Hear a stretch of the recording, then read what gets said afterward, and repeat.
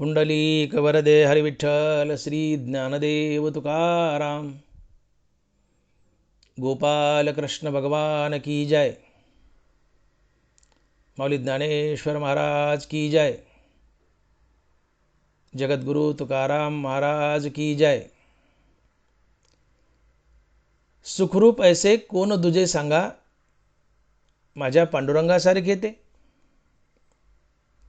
न लगे हिंडणे मुंडणे ते काही, साधनाची नाही आटाआटी। चंद्रभागे स्नान विधी तो हरिकथा, समाधान चित्ता सर्व काळ। न लगे हिंडणे मुंडणे ते काही, साधनाची नाही आटाआटी। तुका म्हणे काला वैकुंठी दुर्लभ, तुका म्हणे काला वैकुंठी दुर्लभ, विशेष तो लाभ संत संग। न लगे हिंडणे मुंडणे ते काही, साधनाची नाही आटाआटी। प्रस्तुत कीर्तनरूपी सेवेसाठी निवडलेला अभंग जगद्गुरु श्री संत तुकाराम महाराज यांचा 4 चरणाचा आणि भक्तिपर प्रकरणातील अभंग आहे। तुकोबराय म्हणतात, सुखरूप ऐसे कोण दुजे सांगा, माझ्या पांडुरंगासारखे ते। सुखरूप ऐसे कोण दुजे सांगा, माझ्या पांडुरंगासारखे ते। तुकोबरायांनी अभंगाच्या पहिल्या चरणात आम्हाला प्रश्न विचारलाय, काय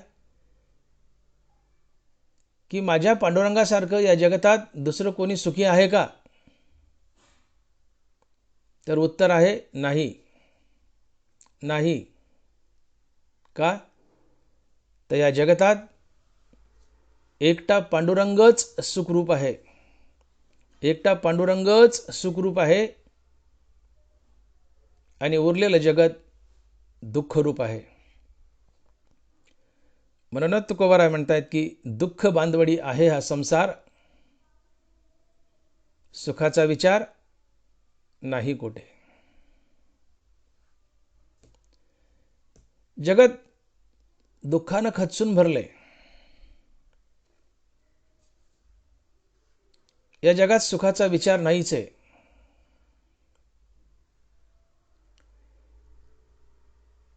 या जगतात एकटा पांडुरंग सुखरूप आहे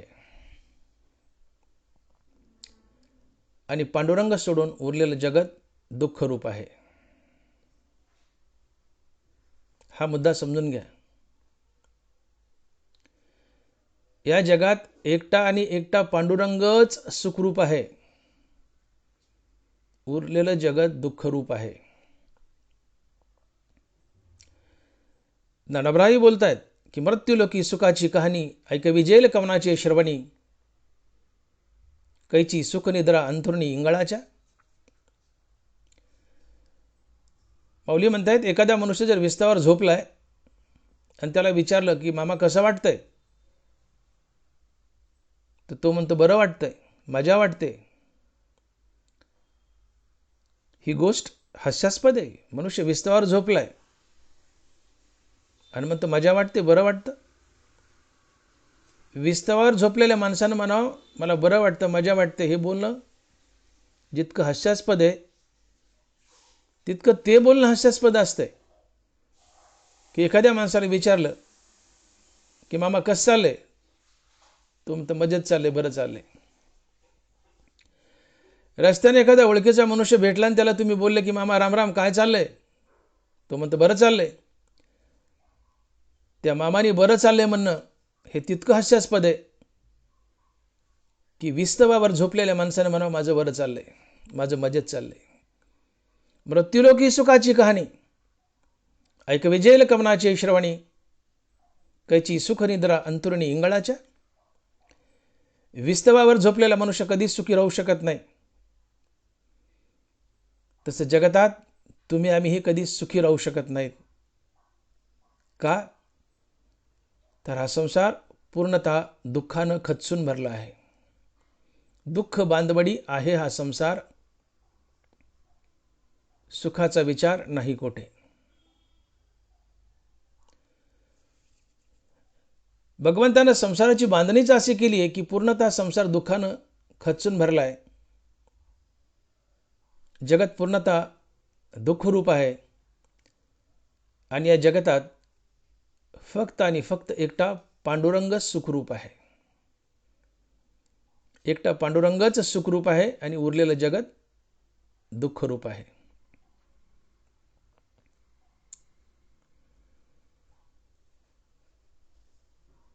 हे सुख नेमकं नांदतं कुठं?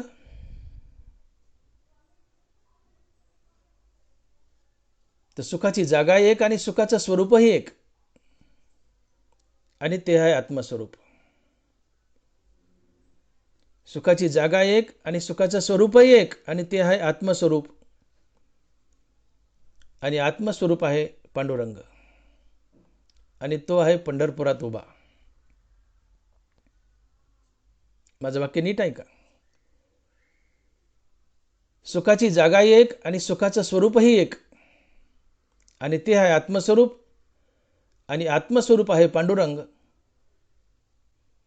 याचा अर्थ या जगात एकटा पांडुरंग सुखरूप आहे आणि उरलेलं जगत दुःखरूप आहे. आणि म्हणून तुकोबाराय अभंगाच्या पहिल्या चरणात म्हणतात की सुखरूप ऐसे कोण दुजे सांगा, माझ्या पांडुरंगासारखे ते. सुखरूप ऐसे कोण दुजे सांगा, माझ्या पांडुरंगासारखे ते. अरे बाबांनो, मला सांगा, या जगतात माझा एकटा पांडुरंग सोडला तर दुसरं कोणी सुखी आहे का? तर नाही. या जगतात फक्त आणि फक्त एकटा पांडुरंगच सुखरूप आहे, उरलेलं जगत दुःखरूप आहे. का? तर सुख नांदतं ते फक्त आत्मस्वरूपात. आत्मस्वरूप सोडून इतरत्र सुख नांदू शकत नाही.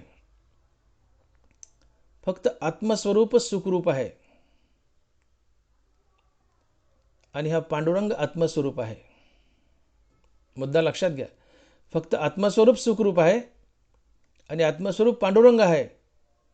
म्हणून एकटा पांडुरंगच सुखरूप आहे, उरलेलं जगत दुःखरूप आहे. आणि म्हणून महाराज म्हणतात की सुखरूप ऐसे कोण दुजे सांगा, माझ्या पांडुरंगासारखे ते. या जगतात एकटा पांडुरंग सुखरूप आहे, उरलेलं जगत दुःखरूप आहे.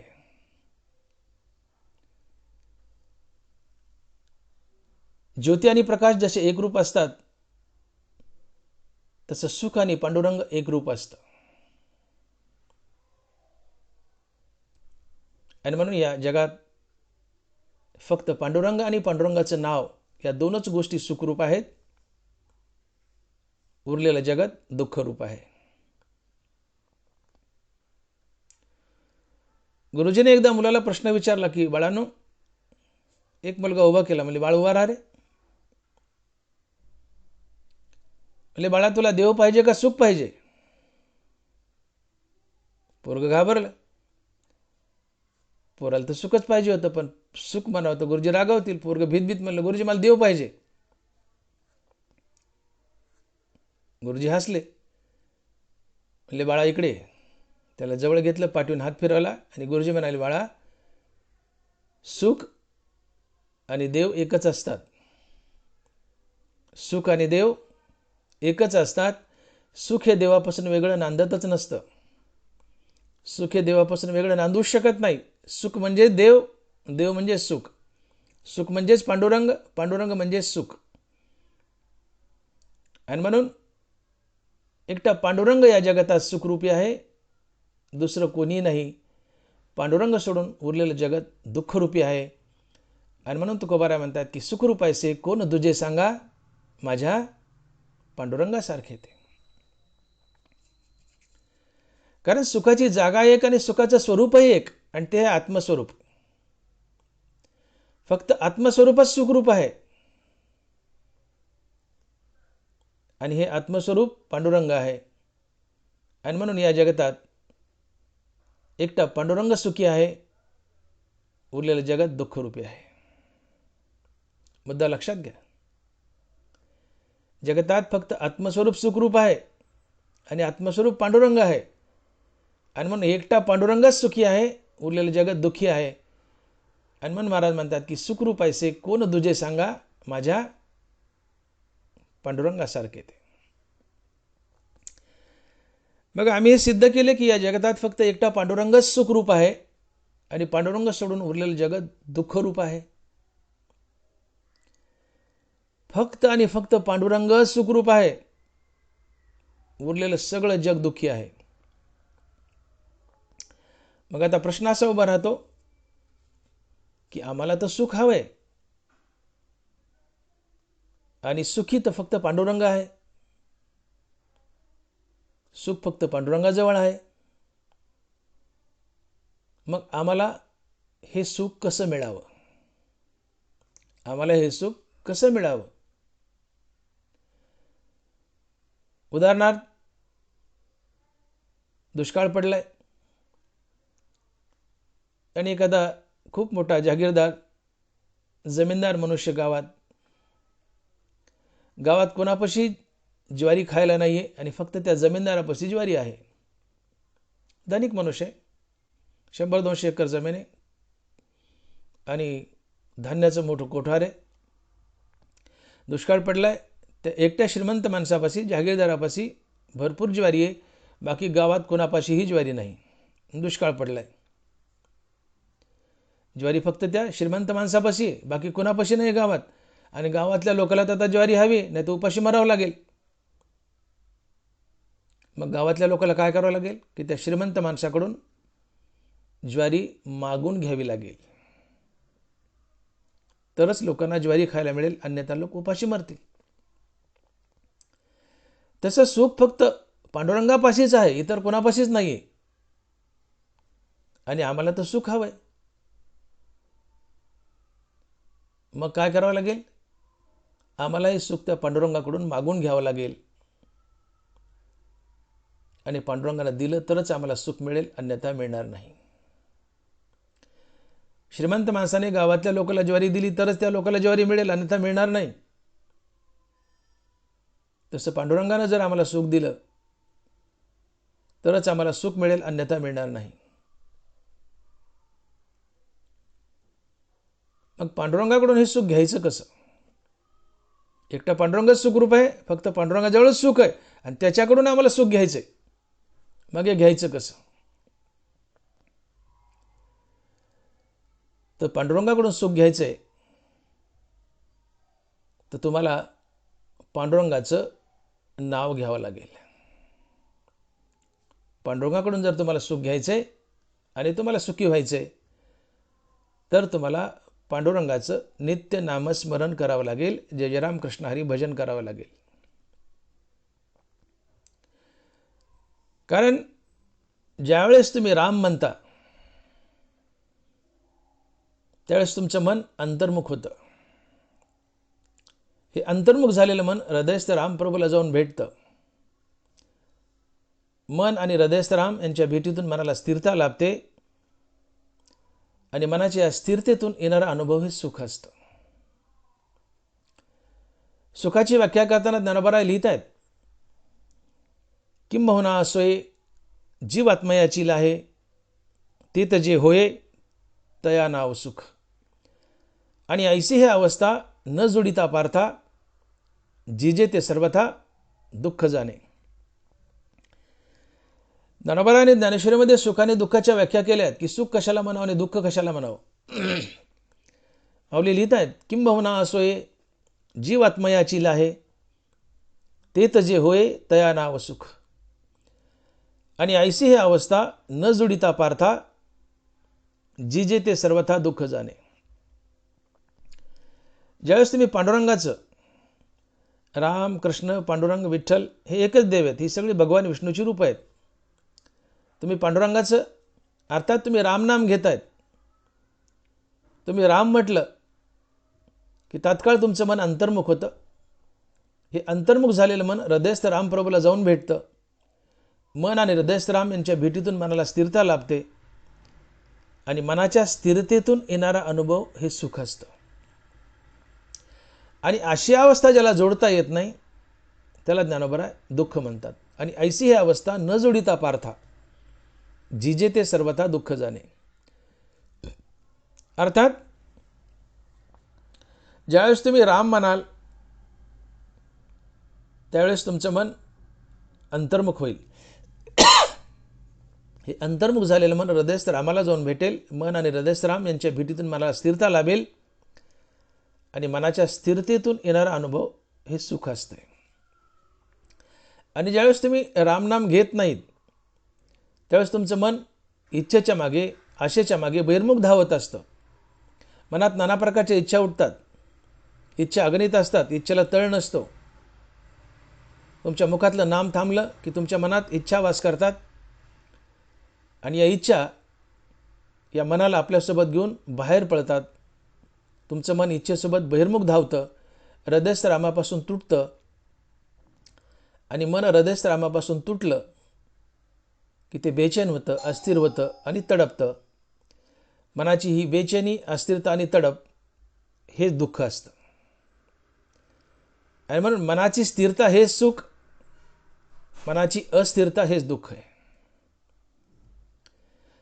मनाची शांती हेच सुख, मनाची अशांती हेच दुःख.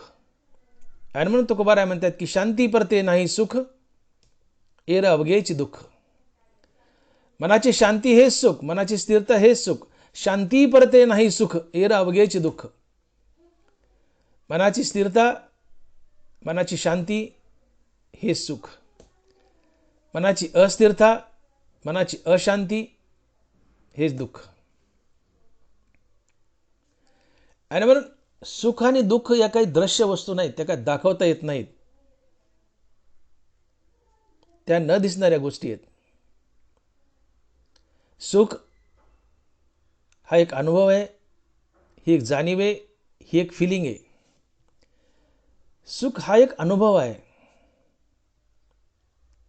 तुम्ही नाम घेतलंय, तुम्ही रामनाम घेतायत, तात्काळ तुमचं मन अंतर्मुख होतं. अंतर्मुख झालेलं मन हृदयस्थ रामाला भेटतं. मन आणि हृदयस्थ राम यांच्या भेटीतून मनाला स्थिरता लाभते आणि मनाच्या स्थिरतेतून येणारा अनुभव हे सुख असतं.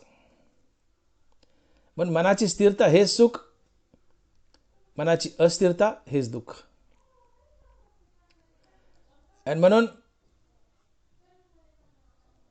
सुख ही दाखवायची वस्तू नाहीये, सुख हा एक अनुभव आहे.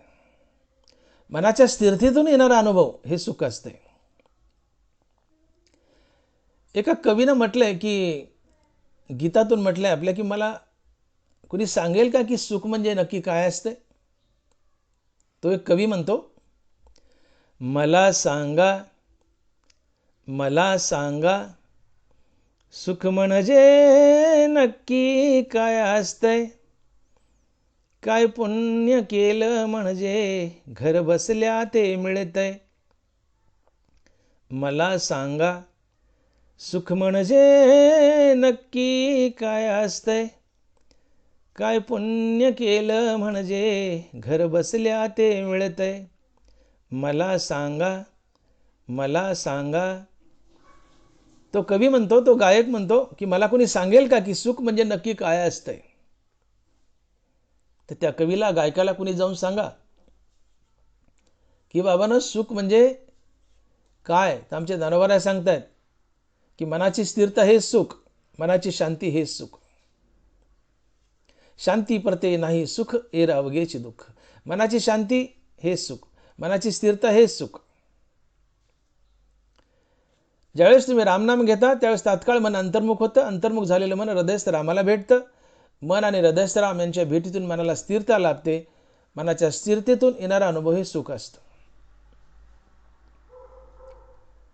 मग आपण प्रश्न असा उभा केला होता की या जगतात एकटा पांडुरंग सुखरूप आहे आणि पांडुरंग सोडून उरलेलं जगत दुःखरूप आहे. तुकोबाराय बोलतात, सुखरूप आहे कोण दुजे सांगा, माझ्या पांडुरंगासारखे ते. महाराज म्हणतात की या जगात पांडुरंग सोडला तर दुसरं कोण सुखरूप आहे. तर उत्तर आहे कोणीच नाही. अर्थात एकटा पांडुरंग सुखरूप आहे, उरलेलं जगत दुःखरूप आहे. मग आम्हाला तर सुख हवंय, मग सुख घ्यायचं कसं, मिळवायचं कसं? तर पांडुरंगाला शरण जा, पांडुरंगाचं नामस्मरण करा. पांडुरंगाचं नाम घेतलं की मन तात्काळ अंतर्मुख होतं. अंतर्मुख झालेलं मन हृदयस्थ रामाला भेटतं. मन आणि हृदयस्थ राम यांच्या भेटीतून मनाला स्थिरता लाभते आणि मनाच्या स्थिरतेतून येणारा अनुभव हे सुख असतं. मनाच्या स्थिरतेतून येणारा अनुभव हे सुख असते. आणि मग मनाची स्थिरता हे सुख, मनाची अस्थिरता हे दुःख. पांडुरंग सुखरूप, त्याच्याकडून सुख उसणं घ्यायचं तर काय करायचं? पांडुरंगाचं नाव घ्यायचं. पांडुरंगाचं नाव घेतलं की आपलं मन हृदयस्थ पांडुरंगापर्यंत जाऊन पोहोचतं. तुम्हाला पांडुरंगाचं नाव घेऊन तुमचं मन हृदयस्थ पांडुरंगापर्यंत नेऊन पोहोचतं करायचे. पांडुरंगाचं नाव घेतलं की मन तात्काळ अंतर्मुख होतं. अंतर्मुख झालेलं मन हृदयस्थ राम किंवा पांडुरंगाला जाऊन भेटतं. आणि इथे हे मन हृदयस्थ रामाला भेटलं की मन आणि हृदयस्थ राम यांच्या भेटीतून मनाला स्थिरता लाभते आणि मनाच्या स्थिरतेतून येणारा अनुभव हे सुख असते. मग तुम्ही सुखी झाले कशामुळं? तर पांडुरंगाचं नाव घेतल्यामुळं. मग असू द्या ना, जगतात एकटा पांडुरंग सुखरूप आहे. जगतात एकटा पांडुरंगच सुखरूप आहे. उरलेलं जगत दुःखरूप आहे. पांडुरंग एकटाच सुखरूप आहे. पण आम्हाला सुखी व्हायचं आहे तर कसं व्हायचं? अतिशय सोपं साधन आहे. तुम्ही पांडुरंगाचं नाव घ्या. पांडुरंगाचं नाव घेतलं की तुम्हाला सुख लाभेल. कसं? तर पांडुरंगाचं नाव घेतलं की तात्काळ मन अंतर्मुख होईल. अंतर्मुख झालेलं मन हृदयस्थ रामाला जाऊन भेटेल. मन आणि हृदयस्थ राम यांच्या भेटीतून मनाला स्थिरता लाभेल. मनाच्या स्थिरतेतून येणारा अनुभव हे सुख असतं. तुम्ही सुखी झाले. तर पांडुरंगाच्या नामस्मरणानं तुम्ही सुखी झाले हे सुख मिळण्याचं एक कारण. आणि सुख मिळण्याचं दुसरं एक कारण आहे की पांडुरंगाचं, भगवंताचं नाम हे स्वतःच सुखरूप आहे. तुकोबाराय म्हणतात की देह सादर पाहावा निश्चित, सर्व सुख येत नाम आहे. देह सादर पाहावा निश्चित, सर्व सुख येत नाम आहे.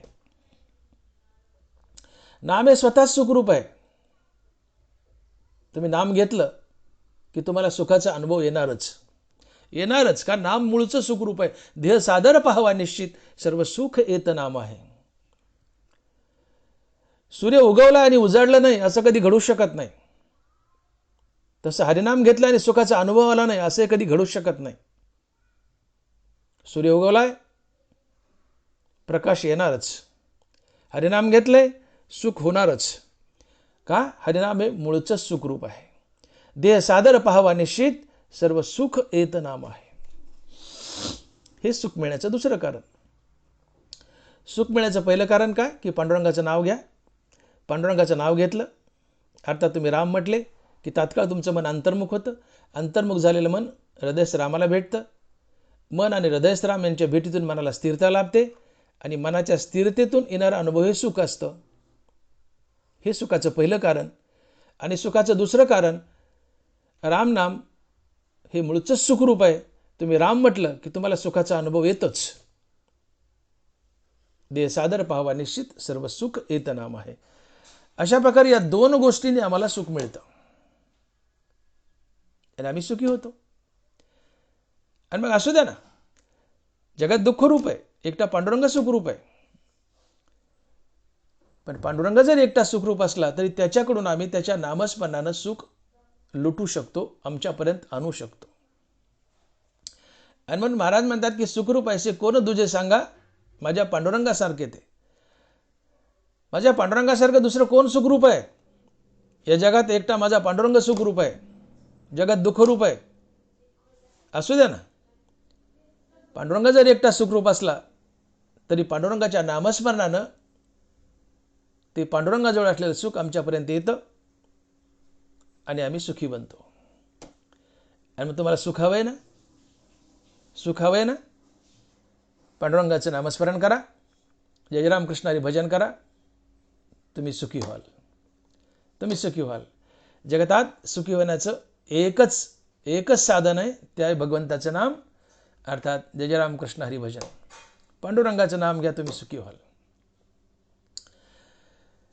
तुकोबाराय आपल्या सुखाचं कारण सांगतायत. तुकोबारायची अवस्था बघा. भंडाऱ्या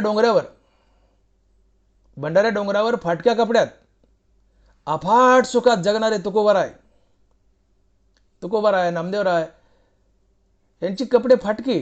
तुकोबराच्या धोतराला गाठी मारलेल्या असायच्या. त्या गाठी मोजता येत नाहीत, इतक्या गाठी तुकोबराच्या धोतराला.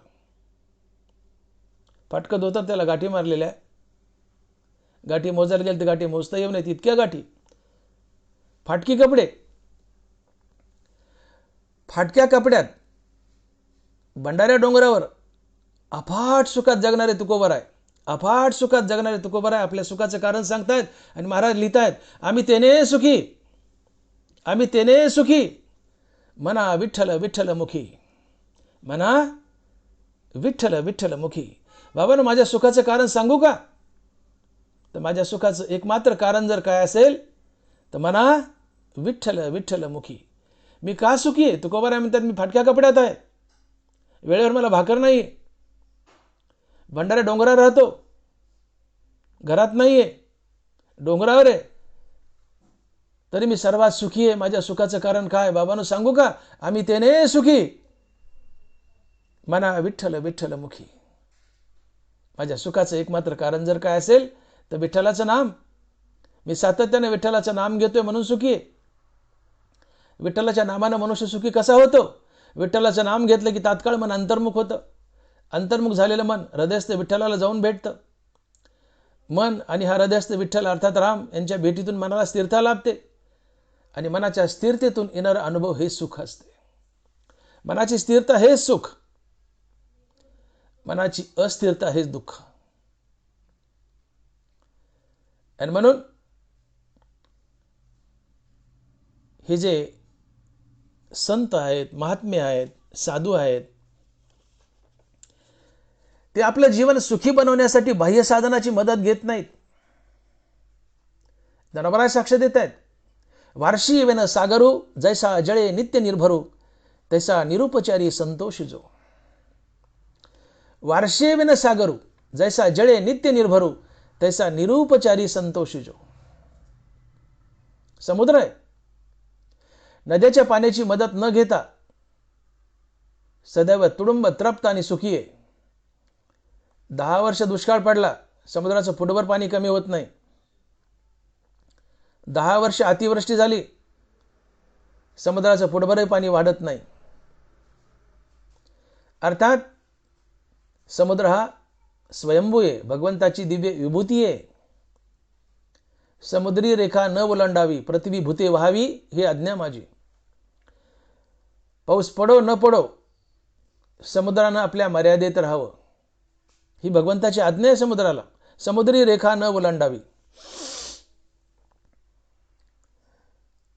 नसता नद्याला पूर आला, समुद्राचं पाणी वाढलं असतं तर मुंबई पाण्यात बुडाली असती. पण कितीही पाऊस पडो, नद्या किती पाणी वाहून आणो, समुद्र फुटभरही वाढत नाही. 10 वर्ष दुष्काळ पडो, समुद्र फुटभरही कमी होत नाही. का? तो स्वयंभू आहे. समुद्र नद्याच्या पाण्याची मदत न घेता तो जसा स्वबळावर सदैव तृप्त आहे, तुडुंब आहे, सुखी आहे, तसं बाह्य साधनाची मदत न घेता, धन द्रव्य पैसा अदला मुलं बाळ या कुठल्याही साधनाची मदत न घेता, या कुठल्याही साधनाची मदत न घेता महात्मा केवळ आणि केवळ एका हरिनामावर सदैव तृप्त तुडुंब आणि सुखी असतो. आणि ज्ञानोबराय लिहितात की वार्षी येवेन सागरू, जैसा जळे नित्य निर्भरू, तैसा निरुपचारी संतोष जो.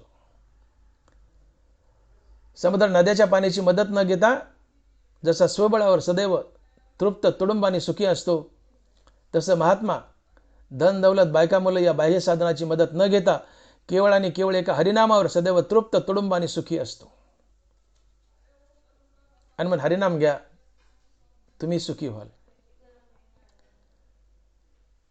सुख हे जगतात बाहेर नाहीच आहे, जगत दुःखरूप आहे. सुख आहे फक्त हृदयात. अंतरी सुख एकाधी, बाह्याची भाष नेनिजेची निशेष, अंतरी सुख एकाधी. ज्ञानोबराय म्हणतात की बाह्य जगतात सुख नाहीच आहे, दुःख बांधवडी आहे हा संसार, सुखाचा विचार नाही कुठे. जगत दुःखरूप आहे, जगतात बाहेर सुखच नाही आहे.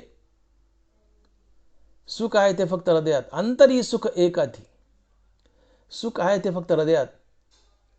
मग महात्मा सुखी कसा होतो? महात्म्याजवळ, साधू संतांजवळ धन दौलत, बायका, मुलं, पैसादला काही नसतंय, परंतु ते अफाट सुखात जगतात. का? तर ते मुखानं नित्य नाम घेतात भगवंताचं. ते नित्य राम म्हणतात. तुम्ही राम म्हटलं की मन अंतर्मुख होतं. अंतर्मुख झालेलं मन हृदयस्थ रामाला भेटतं. मन आणि हृदयस्थ राम यांच्या भेटीतून मनाला स्थिरता लाभते आणि मनाच्या स्थिरतेतून येणारा अनुभव हे सुख असते. मनाच्या स्थिरतेतून येणारा अनुभव हे सुख असते. आणि म्हणून महाराज जरी म्हणाले की सुखरूप ऐसे कोण तुझे सांगा, माझ्या पांडुरंगासारखे ते. महाराज म्हणतात की माझ्या पांडुरंगासारखं जगतात दुसरं कोण सुखी आहे? कुणीच नाही. तर एकटा पांडुरंग जगात सुखी आहे, उरलेलं जगत दुःखरूप आहे. एकटा पांडुरंग सुखरूप आहे, उरलेलं जगत दुःखरूप आहे. पण असं जरी असलं एकटा पांडुरंग जरी सुखरूप असला तरी पांडुरंगाच्या नामस्मरणानं ते पांडुरंगाजवळचं सुख आम्ही लुटू शकतो, ते आमच्याकडे आणू शकतो. ही भक्तीची विशेषता आहे. मुद्दा लक्षात घ्या. तुकोबाराय म्हणतात अभंगाच्या पहिल्या चरणात की सुखरूप ऐसे कोण तुझे सांगा, माझ्या पांडुरंगासारखे ते. या जगतात माझ्या पांडुरंगासारखं सुखी दुसरं कोण आहे? तर कोणीच नाही. अर्थात एकटा पांडुरंग जगात सुखरूप आहे, उरलेलं जगात दुःखरूप आहे. मग आम्ही दुःखी आहेत, आम्हाला सुख हवं आहे, तर आम्ही आणायचं कुठून? तर पांडुरंगाकडून लुटून आणायचं. कसं आणायचं? पांडुरंगाचं नाव घ्यायचं. कारण पांडुरंगाचं नाव घेतलं की ते सुख आमच्याकडे येतं आणि आम्ही सुखी बनतो. कसे? की पांडुरंगाचं नाव घेतलं की तात्काळ मन अंतर्मुख होतं. अंतर्मुख झालेलं मन हृदयस्थ रामाला भेटतं. मन आणि हृदयस्थ राम यांच्या भेटीतून मनाला स्थिरता लाभते आणि मनाच्या स्थिरतेतून येणारा अनुभव हे सुख असतं. आम्ही सुखी झालो, हे सुखाचं एक कारण. आणि सुखाचं दुसरं कारण, पांडुरंगाचं नाव हे मुळताच सुखरूप आहे. देह सादर पाहावा निश्चित, सर्व सुख येतं नाम आहे. सुखाचं दुसरं कारण, तुम्ही पांडुरंगाचं नाव घेतलं की सुखी होता. का? तर देवाचं नाव हे स्वतःच सुखरूप आहे. आणि मग या दोन कारणामुळे तुमच्या जीवनात सुख येतं. भले एकटा पांडुरंग सुखरूप आहे, तुम्ही दुःखी आहेत, पण तरीही पांडुरंगाच्या नावानं पांडुरंगाजवळ असलेलं सुख तुम्ही तुमच्याकडं खेचून ओढून आणू शकता आणि तुम्हीही पांडुरंगा इतकं सुखी बनवू शकता. तुम्हीही पांडुरंगा इतकं सुखी बनवू शकता. आता मुद्दा असा उभा राहतो की एकटा पांडुरंगच जर सुखरूप आहे आणि जगात दुःखरूप आहे, तर आम्हाला विषय भोगल्यानंतर सुख मिळतं असा आमचा दावा आहे, असं तुम्ही म्हणू शकता. हा प्रश्न बरोबर आहे तुमचा. तुम्ही जगात जो प्रश्न विचारताय तो प्रश्न अतिशय बरोबर आहे. तुकोबाराय दावा करतात की या जगतात फक्त एकटा पांडुरंग सुखरूप आहे, जगत दुःखरूप आहे. पण सामान्य जनता असं म्हणू शकते की आमचा अनुभव काय वेगळा आहे, आम्हाला विषयातूनही सुख मिळतं. आणि मग तुम्ही असं कसं म्हणू शकता की एकटा पांडुरंग सुखरूप आहे? त्याचं उत्तर असं आहे की विषयात सुख नसतंच. विषयात सुख नसतंच. विषयी सुख आहे हे बोलण्याची सारिके नव्हे, तरी विद्युत स्फुरणे कान पाहे जगा माझी. विषयी सुख आहे हे बोलण्याची सारिके नव्हे, तरी विद्युत स्फुरणे कान पाहे जगा माझी. विषयात सुख नसतंच. मग विषयात सुख नसतानाही विषयात सुख आहे असं का वाटतं? तर याचं कारण इच्छित विषय प्राप्त होणं आणि मनाची अंतर्मुखता साधणं या दोन्ही गोष्टी एकदाच घडतात. आणि अंतर्मुख झालेलं मन हृदयस्थ रामप्रभूला जाऊन भेटतं आणि हृदयस्थ रामापासून सुखाचा प्रभाव वाहून आणतं आणि विषयात मांडतं आणि विषयाला गोडी आणतं. विषय हे मूळचे गोड नसतात. दिवाळीच्या सणाला तुम्ही नाना प्रकारचे पदार्थ बनवता, करंज्या बनवता, लाडू बनवता, बुंदी बनवता. दिवाळीच्या सणाला नाना प्रकारचे पदार्थ आम्ही बनवतो. ते मूळचे गोड आहेत का? नाहीये. त्याला गोडी येते त्यात टाकलेल्या साखरेने. आणि मग नाथ महाराज म्हणतात की नाना पक्वान्न परवडी. दिवाळीच्या सणाला बनवलेले सगळे पदार्थ मूळचे गोड नसतात, तर त्यांना गोडी येते त्यात टाकलेल्या साखरेमुळे. तसे विषय मूळचे गोड नसतात. तर विषयाला मन गोडी आणतं. कसं? तर विषयाची प्राप्ती होणं आणि मनाची अंतर्मुखता साधणं या दोन्ही गोष्टी एकदाच घडतात. अंतर्मुख झालेलं मन हृदयरामप्रभूशी एकरूप होतं आणि हे मन हृदयरामापासून सुखाचा प्रभाव वाहून आणतं आणि विषयात मांडतं आणि विषयाला गोडी आणतं.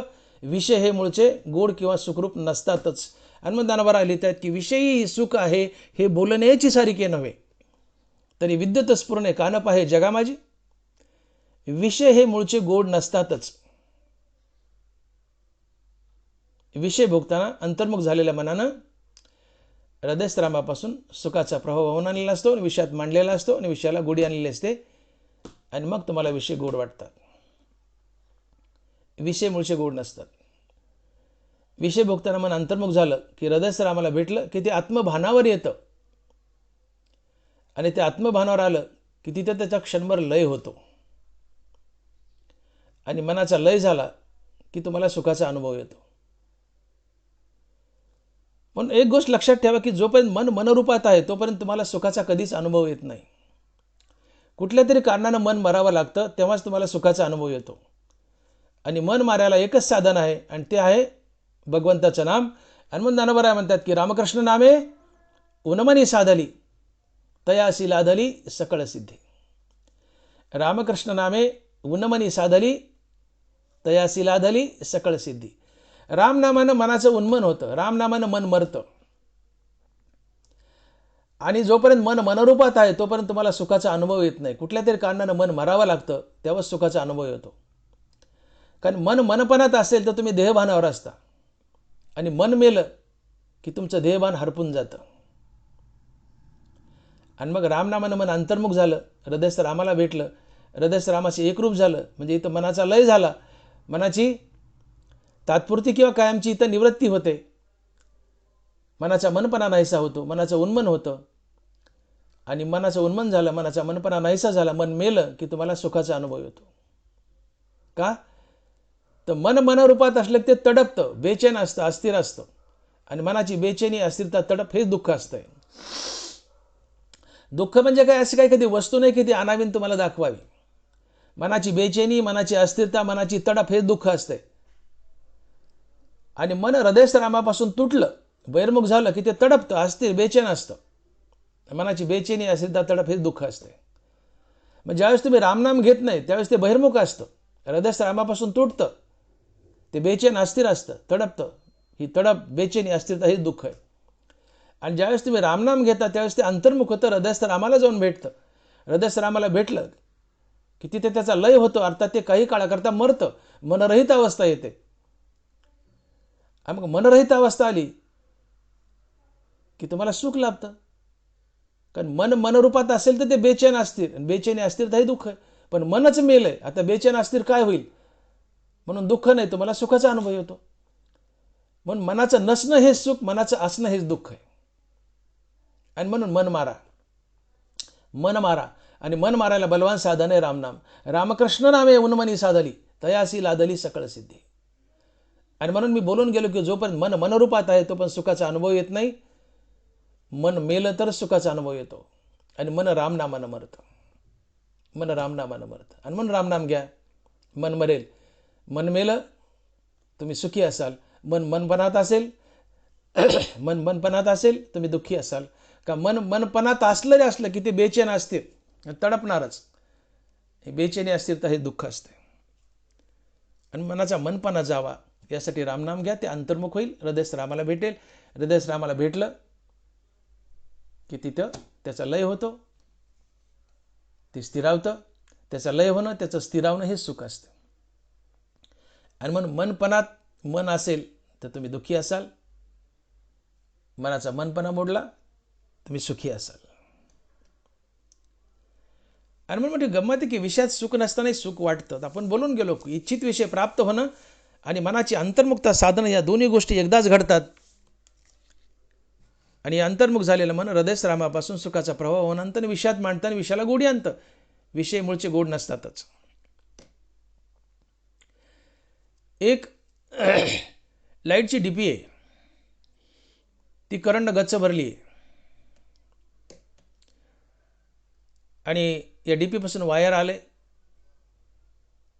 बोर्डात फिट केले, तिथून पुन्हा वायर निघाले, घरात गेले, बल्ब लावलाय, बोर्डावर फ्यूज आहे. आता डीपीत करंट आहे, इकडे बल्ब चांगला आहे, वायरिंग चांगली आहे, पण बोर्डावरचं फ्यूज काढलं की बल्ब बंद होतो आणि फ्यूज टाकलं की बल्ब चालू होतो. याचा अर्थ काय झाला की डीपीतला करंट आणि बल्ब यांना जोडणारा सांधा आहे बोर्डावरचं फ्यूज. तसं आमच्या हृदयात राम ही सुखाची डीपी उभी आहे. राम हा सुख आहे आणि हृदयात राम जन्मताच उभा आहे. तैसा हृदया माझी मी रामू असता सर्व सुखाचा आरामू. राम ही सुखाची डीपी आहे, ती हृदयात उभी आहे. आणि मग तुम्ही रामनाम घेतलं की मन अंतर्मुख होतं. अंतर्मुख झालेलं मन या रामरूपी सुखाच्या डीपीला जाऊन भेटतं आणि हेच अंतर्मुख झालेलं मन या रामरूपी सुखाच्या डीपीपासून सुखाचा प्रवाह वाहून आणतं आणि विषयात मांडतं आणि विषयाला गोडी आणतं. आणि म्हणून विषय गोड वाटतात. विषय हे मूळचे गोड नसतातच. विषयी सुख आहे हे बोलण्याची सारिके नव्हे, तरी विद्युत स्फुरणे कानप आहे जगा माझी. अंधारे रात्रे, ढग आलेत, पाऊस पडतोय आणि विजा चमकतायत. एखादा मनुष्य जर म्हटला की विजेच्या प्रकाशावर मी माझा व्यापार करतो, धंदा करतो, दुकान चालवतो, हे बोलणं मूर्खपणाचं आहे. वीज असतेच की क्षणिक असते. विजेच्या प्रकाशावर जसा व्यापार धंदा करता येत नाही, कोणी करल म्हटलं ते मूर्खपणाचं आहे, तसे विषयात सुख आहे हे सुद्धा बोलणं मूर्खपणाचे. विषयी सुख आहे हे बोलण्याची सारखे नव्हे, हे बोलण्यासारखंच नाही. म्हणले विषयात सुख नसतंच. मग विषयात सुख नसतानाही सुख आहे असं का वाटतं? त्याचं कारण इच्छित विषय प्राप्त होणं आणि मनाची अंतर्मुखता साधणं या दोन्ही गोष्टी एकदाच घडतात. अंतर्मुख झालेलं मन हृदयस्थ रामाला भेटतं आणि हे अंतर्मुख झालेलं मन हृदयस्थ रामापासून सुखाचा प्रवाह वाहून आणतं, विषयात मांडतं आणि विषयाला गोडी आणतं. म्हणून विषय गोड वाटतात. विषय हे मूळचे गोड नसतातच. विषयात सुख नसतंच. तुम्हाला एक उदाहरण सांगतो. विषय जर खरोखर सुखरूप असते तर विषयाने सदा सर्व काळ सुख द्यावं. एक मनुष्य गुलाबजामुन खातोय, मोठ्या मटक्या मारत गुलाबजामुन खातोय. त्याला गुलाबजामुन खाताना आनंद यायलाय. आणा म्हणतो, अजून आणा. गुलाबजामुन खातोय, मटक्या मारत खातोय, गुलाबजामुनचा आनंद घेतोय, गुलाबजामुन खातोय. तेवढ्यात त्याची बायको पळत येते आणि म्हणते, अहो धनी आपले दोन्ही बैल मेले, धनी आपले दोन्ही बैल मेले. तो मनुष्य गुलाबजामचं ताट पुढे ढकलतो आणि ओक्साबोक्सी रडू लागतो. आजूबाजूला आपल्यासारखे काही कुडील माणसं असतात. ते माणसं म्हणतात, मामा खाना हो गुलाबजामुन, मामा खाना हो गुलाबजामुन. ते मामा म्हणतात, आता कसे गोड लागतील, आता कसे गोड लागतील? का त्यातली साखर पडून गेली का? तेच गुलाबजामुन, तोच माणूस बैल मारायच्या आधी मटक्या मारत गुलाबजामुन खात होता. मग आता बैल मरायच्या आधी गुलाबजामुन गोड लागत होते आणि बैल मेल्यास गोड का लागणार? अहो तीच साखर आहे, तेच गुलाबजामुन आहेत, बैल मेल्या का गोड लागणार? काय साखर पडून गेली का त्यातली? तर नाही. याचं कारण बैल मेले या बातमीने मन विचलित झालं. मन मेलेल्या बैलाच्या दिशेने धावलं. मग आता गुलाबजामुन खात असताना अंतर्मुख होऊन हृदयस्थ रामापासून सुखाचा प्रवाह वाहून आणून गुलाबजामुन मानण्यासाठी तिथं मन नाही आहे, ते मेलेल्या बैलाच्या दिशेने धावले. गुलाबजामुन खाताना गुलाबजामुन गोड का लागतात? ते साखरेमुळे नाही, तर गुलाबजामुन खाताना मन अचानक अंतर्मुख होतं.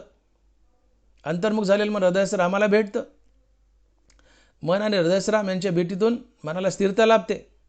ही एक गोष्ट सुखाचं कारण. आणि हेच अंतर्मुख झालेलं मन हृदयस्थ रामापासून सुखाचा प्रवाह वाहून आणतं आणि गुलाबजामुनमध्ये मांडतं आणि गुलाबजामुनला गोडी येते. गुलाबजामुन साखरेमुळे गोड लागत नाहीत. तर अंतर्मुख झालेल्या मनानं हृदयस्थ रामापासून सुखाचा प्रवाह वाहून आणला आणि गुलाबजामुनमध्ये मांडला आणि गुलाबजामुनला गोडी आणली. पण आता तेच मन बैल मेले या बातमीने विचलित झाले, मेलेल्या बैलाच्या दिशेने धावले. आता हृदयस्थ रामापासून सुखाचा प्रवाह वाहून आणून गुलाबजामुनमध्ये मांडण्यासाठी तिथं मन नाही आहे. आणि म्हणून गुलाबजामुन गोड असून हे गोड लागत नाहीत. आणि म्हणून ध्यानात घ्या, की तुम्ही संसारी जीव आहात, तुम्हाला विषय भोगायचेत, घडीभर तुम्हाला देव नकोय, तुम्हाला विषय हवेत, पण विषय भोगण्यासाठी सुद्धा मनाची स्थिरता आवश्यक आहे, अन्यथा तुम्ही विषय भोगूच शकत नाहीत. आता हाच मनुष्य घ्या ना, गुलाबजामुन खातोय, विषयच भोगतोय जिभीचा. बैल मारायच्या आधी आनंदानं गुलाबजामुन खात होता, मजा मारत होता, मजा येत होती. पण बैल मेले या बातमीने गोड गुलाबजामुन गोड लागणार, त्याला गुलाबजामुनाचा आनंद भोगता येणार, विषय भोगता येणार. का? मन अस्थिर झालं, बेचैन झालं, मेलेल्या बैलाच्या दिशेने धावलं. तसं ज्यावेळेस तुमचं मन बेचैन आहे, अस्थिर आहे, बहिर्मुख धावतंय, त्यावेळेस कुठलाही विषय भोगत असाल तुम्ही, तरी तुम्हाला त्या विषयात आनंद मिळणार नाही. विषय भोगताना आनंद तेव्हाच मिळेल की ज्यावेळेस तुमचं मन विषय भोगताना अंतर्मुख झाले, हृदयरामाला भेटले आणि हृदयरामापासून सुखाचा प्रवाह वाहून आणते आणि विषयात मांडते, तेव्हाच विषय गोड लागतात. अर्थात विषय भोगण्यासाठी सुद्धा मनाची स्थिरता आवश्यक आहे, आणि मनाची स्थिरता ही केवळ आणि केवळ रामनामानं लाभते, इतर कशानेही नाही. आणि मग विषय भोगायचेत ना, मजा करायची ना, तर रामनाम घ्या, विषयाची मजा लुटता येईल. रामनाम घेत नसाल तर विषयाची मजा लुटता येत नाही. का तर मुखात रामनाम नसेल तर मन बहिर्मुख धावणारच, हृदय रामापासून तुटणार. तुम्ही विषय भोगता पण मुखात रामनाम नाहीये, तुमचं मन बहिर्मुख धावणार, हृदय रामापासून तुटणार, आणि हृदय रामापासून तुटलं की ते बेचैन असतील, अस्थिरता, बेचैनी, तडफ, हे दुःख आहे. पण खरोखर विषयाचा आनंद लुटायचा, विषय भोगायचे, त्यासाठी सुद्धा मनाची स्थिरता हवी आहे, आणि मनाची स्थिरता ही केवळ रामनामाने साधते. आणि म्हणून मी बोलून गेलो की जो पण मन मनरूपात आहे तो पण सुखाचा अनुभव कधीच येत नाही. कुठल्या तरी कारणानं मन मरावं लागतं, तेव्हा सुखाचा अनुभव येतो, आणि मन मरतं ते केवळ रामनामानं. आणि मग रामनाम घ्या, मन मरेल, मन मेले की सुखाचा अनुभव येईल. कारण मन जिवंत आहे म्हणजे ते बेचैन, अस्थिर, तडप, बेचैनी, अस्थिरता, तडप हे दुःख आहे. मन मेलं, मन स्थिरावलं, मनाची स्थिरता हे सुख, मनाची अस्थिरता हे दुःख आहे. मन मनपणात आहे म्हणजे अस्थिर आहे, हे दुःख आहे. मन मेलं, उन्मन झालं म्हणजे स्थिरावलं, मनाची स्थिरता हे सुख आहे. आणि म्हणून मनाचं नसणं हे सुख, मनाचं असणं हे दुःख आहे. मनाची स्थिरता हे सुख, मनाची अस्थिरता हे दुःख आहे. विषयातून आम्ही आनंद लुटण्याचा प्रयत्न करतो, थोडंफार सुख आनंद मिळतं, तेही विषयाने दिलेलं नसतं. विषयात सुख नसतंच, विषयात सुख नसतंच. विषय भोगताना जे काही सुख आनंद मिळतं ते विषयाचं नसतंच, ते अंतर्मुख झालेल्या मनानंच दिलेलं असते. पण विषय हे कंटाळवाणे असतात. तुम्हाला जर 12 तास सिनेमा पहा म्हटलं तर तुम्ही टीव्हीवर दगड घालाल. विषय कंटाळवाणे असतात. विषय सेवनी कोण तृप्त झाला, इंधने निमाला अग्निकोटे. विषयानं कोणाला तृप्ती लाभली? अग्नीला किती लाकडं टाकावेत म्हणजे अग्नी म्हणेल माझं पोट भरलं? अहो ते जाळायला बसलाय, तुम्ही टाकत राहा, तो जाळायलाच बसलाय. किती लाकडं टाका, अग्नीला तृप्ती नाहीये. तसे कितीही विषय भोगा, तुम्हालाही तृप्ती नाहीये. विषय सेवनी कोण तृप्त झाला, इंधने निमाला अग्निकोटे. तुकोबार आहे. विषयात तृप्ती नसते, विषय हे कंटाळवाणे असतात. तुम्हाला कुठलाही विषय भोगायला मिळाला, समजा तुम्ही सिनेमा पाहताय, 3 तास सिनेमा पाहिला, पण तुम्हाला 12 तास सिनेमा पहा म्हटलं, तुम्ही टीव्हीवर दगड घालाल. विषय कंटाळवाणे असतात. आणि विषय कंटाळवाणे असल्यामुळं जो विषय भोगतात तो भोगून झाला त्याचा कंटाळा येतो, मनात दुसरी इच्छा निर्माण होते आणि मन त्या इच्छेच्या मागे धावतं. समजा तुम्ही सिनेमा पाहताय सिनेमा हॉलमध्ये, तर तुम्हाला वाटतं की त्या पडद्यावरची चित्र तुम्हाला सुख देत आहेत? नाही, ती चित्र पाहताना तुमचं मन अंतर्मुख होतं, आणि अंतर्मुख झालेलं मन हृदयश्रामापासून सुखाचा प्रवाह वाहून आणतं आणि त्या पडद्यावरील चित्रात मांडतं, आणि तुम्हाला सिनेमा गोड लावतं, तुम्हाला सिनेमा गोड वाटतो. ते चित्र सुख देत नाहीत. चित्र पाहताना अंतर्मुख झालेलं मन हृदयश्रामापासून सुखाचा प्रवाह वाहून आणतं, चित्रावर मांडतं, पडद्यावर मांडतं, तुम्हाला पडद्यावरची चित्र, पडद्यावरचे सीन गोड वाटतात. आता 3 तास सिनेमा पाहिलाय, सिनेमा पाहून कंटाळा आला, मनात नवीन इच्छा निर्माण झाली की आता आईस्क्रीम खावी. आईस्क्रीम खावी इच्छा मनात आली की मन आईस्क्रीमच्या मागे धावेल. आता आईस्क्रीम मिळेपर्यंत मन बेचैन अस्थिर असेल का? ती अंतर्मुखता तुटली, ते आईस्क्रीमच्या मागे धावलंय आता. आणि बहिर्मुख झालं की तडपतात. तडप बेचैनी दुःख आहे. आईस्क्रीम मिळेपर्यंत ते बेचैन आहे. बेचैनी दुःख आहे. तुम्ही सिनेमा हॉलमधून बाहेर आले, आईस्क्रीम खायला गेले, आईस्क्रीम मिळाली. आईस्क्रीम मिळणं मनाची अंतर्मुक्ता साधणं, पुन्हा गडीभर सुख. आईस्क्रीम खाऊन झाली की तिसरी इच्छा येते, आता मित्राला भेटायला जावं, पुन्हा बहिर्मुक्ता. बहिर्मुक्ता हे दुःख आहे.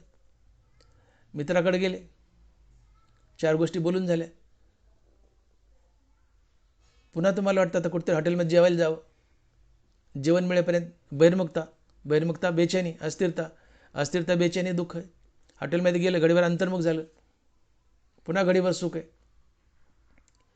ही मनाची अंतर्मुक्ता आणि बहिर्मुक्ता, मनाची अंतर्मुक्ता आणि बहिर्मुक्ता सातत्यानं निरंतर चालू असते. मन अंतर्मुख झालं की सुखाचा अनुभव येतो, मन बहिर्मुख झालं की दुःखाचा अनुभव येतो. पण अंतर्मुक्ता ही अल्पशी असते, बहिर्मुक्ता खूप काळाकरता असते. कारण इच्छा बलवान असतात, इच्छेच्या मागे मन धावतं. इच्छा मनाला आपल्यासोबत बाहेर घेऊन पळतात. इच्छा अगणित असतात आणि मग अनंत इच्छा, पण इच्छेच्या मागे मन धावतं. मन बहिर्मुक्ता खूप वेळ, अंतर्मुक्ता उगी नगभर. आणि म्हणून अंतर्मुक्तेने सुख, बहिर्मुक्तेने दुःख, पण अंतर्मुक्ता उगा नगभर म्हणून सुख जवा एवढं, बहिर्मुक्ता खूप मोठी म्हणून दुःख पर्वता एवढं. आणि मग तुकोबाराय म्हणतात की सुख पाहता जवा पाडे, दुःख पर्वता एवढे. सुख पाहता जवा पाडे, दुःख पर्वता एवढे. सुख हे जवा पाडे, दुःख पर्वता एवढे. मुळात विषयात सुख नसतंच आणि मिळालं तेही जवा एवढं, दुःख पर्वता एवढं.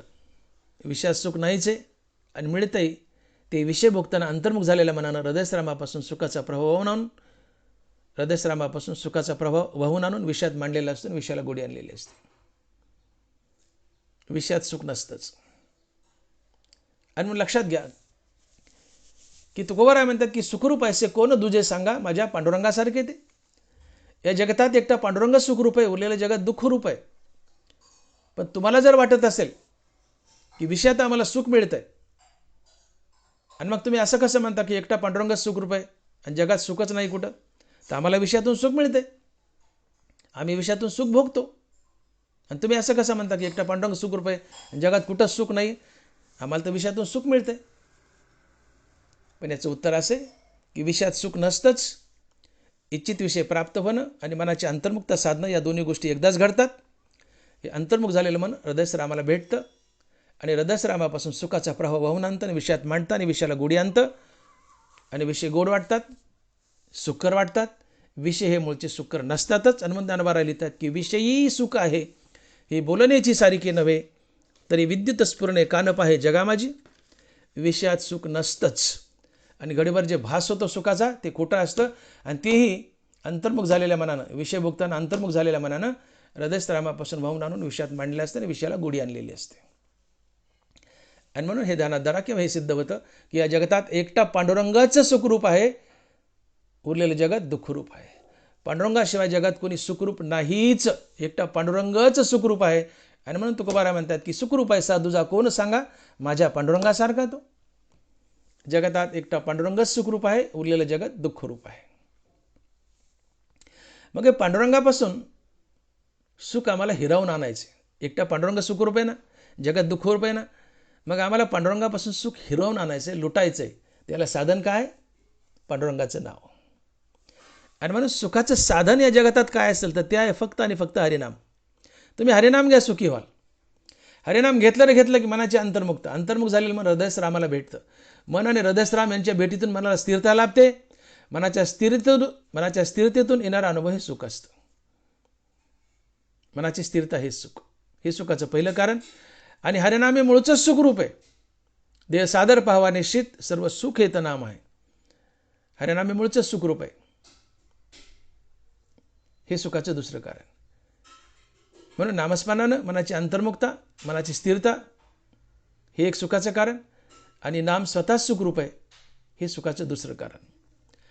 आणि म्हणून निरंतर हरिनाम घ्या, निरंतर हरिनाम घ्या, सुखी व्हाल. या जगतात या विषयात बाहेर सुख नाहीच आहे. आम्ही सुखाची जागा चुकतोय. सुख मिळतं हरिनामानं, आम्ही शोधतो विषयात. एक म्हातारी गोदाडं शिवत होती आणि पाणी प्यायला वगैरे उठली आणि तिची सुई हरपली. ती चौकात गोदाडं शिवत होती,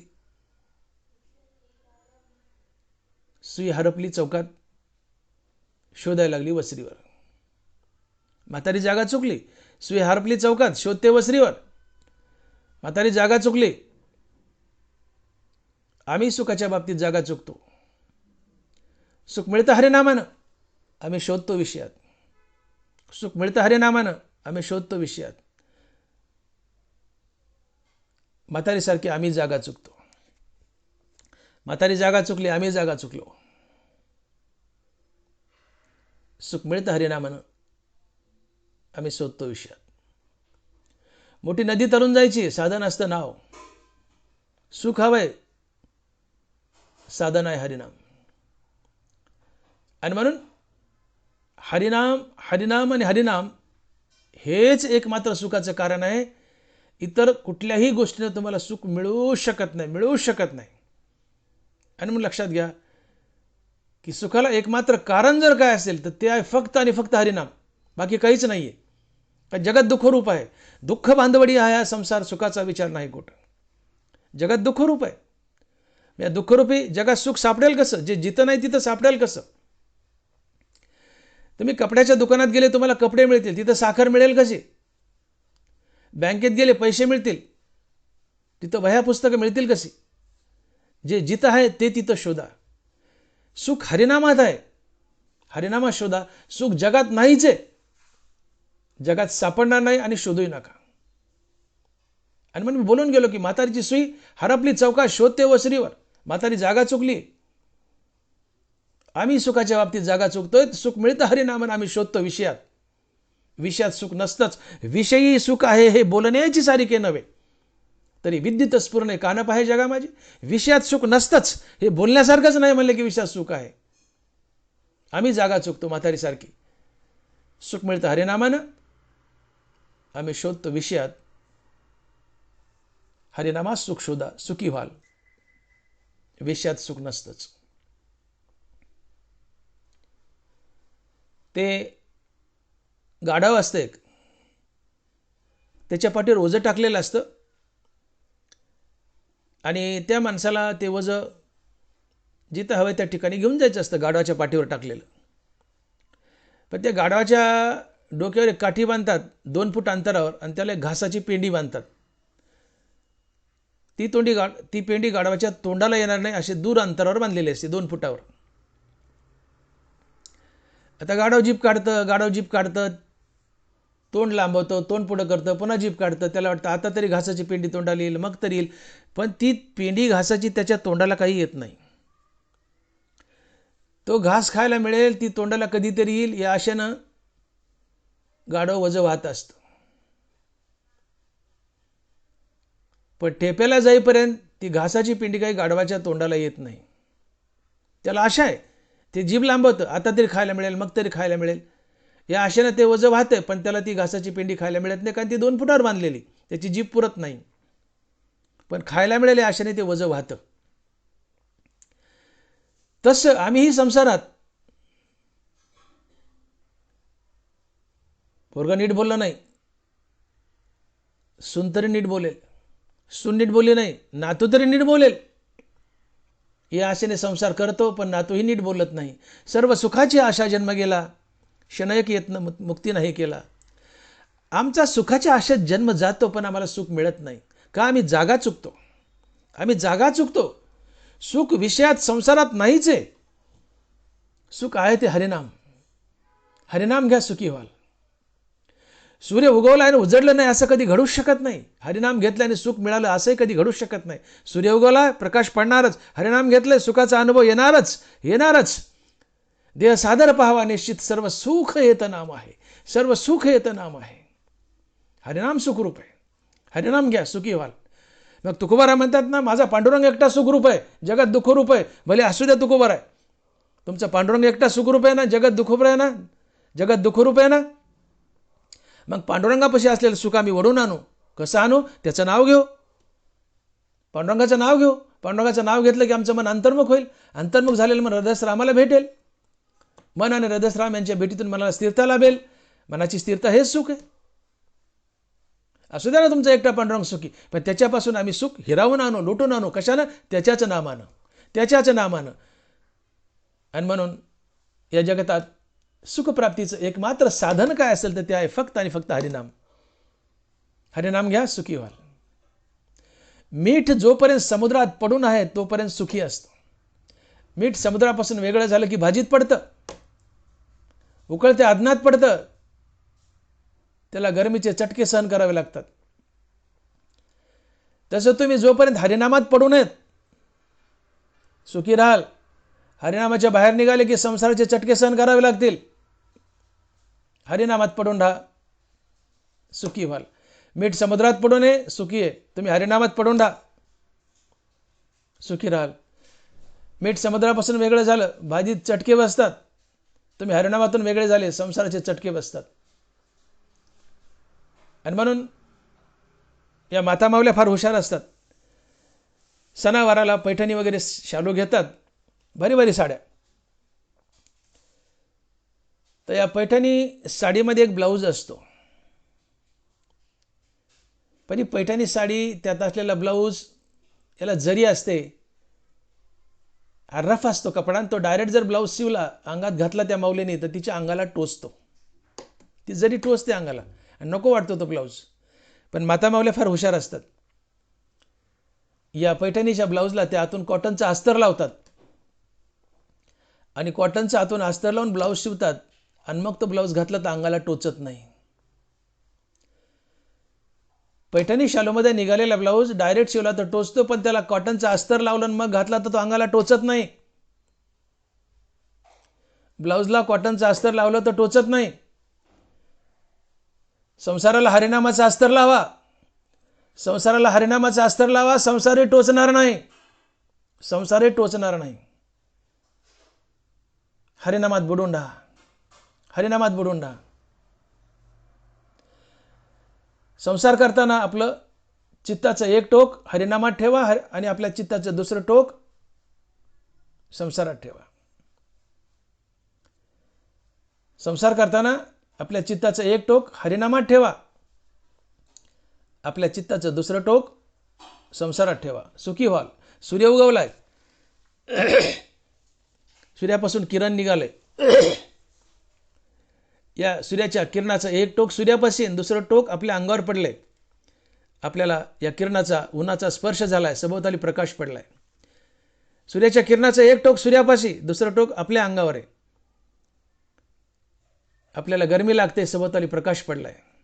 तसं परमार्थ करताना आपल्या चित्ताचं एक टोक परमार्थात, जीवन जगताना आपल्या चित्ताचं एक टोक परमार्थात आणि एक टोक संसारात ठेवा, सुखी व्हाल.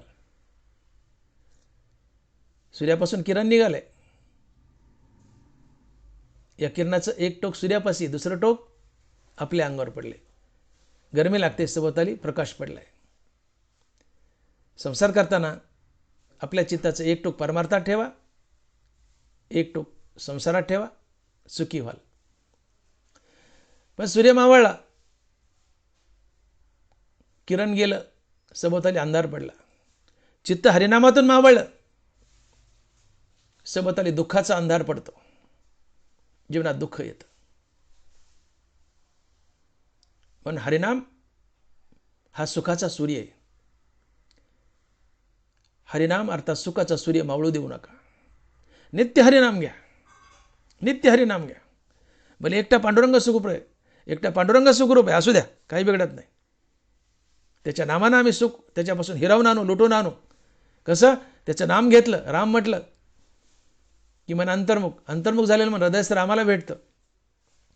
मन आणि हृदयस्थ राम यांच्या भेटीतून मला स्थिरता लाभते. मनाची स्थिरता हेच सुख. आम्ही पांडुरंगापासून सुख हिरावून आणलं. भले तुकोबाराय म्हणतात ना, सुखरूप ऐसा कोण दुजा सांगा, माझ्या पांडुरंगासारखा तो. ठीक आहे महाराज, तुम्ही म्हणता ना आमचा एकटा पांडुरंग सुखरूप आहे, जगात दुःखरूप आहे.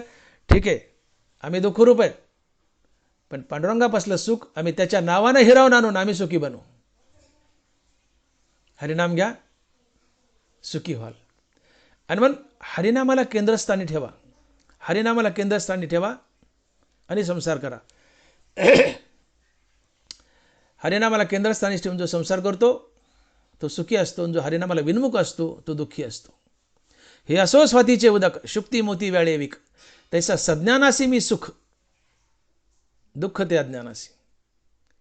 जे सज्ञान आहेत, जे मला समोर ठेवून, माझ्या नामाला समोर ठेवून संसार करतात ते सुखी असतात, आणि जे हरिनामाला विन्मुख असतात ते दुःखी असतात. तैसा सज्ञानासी मी सुख,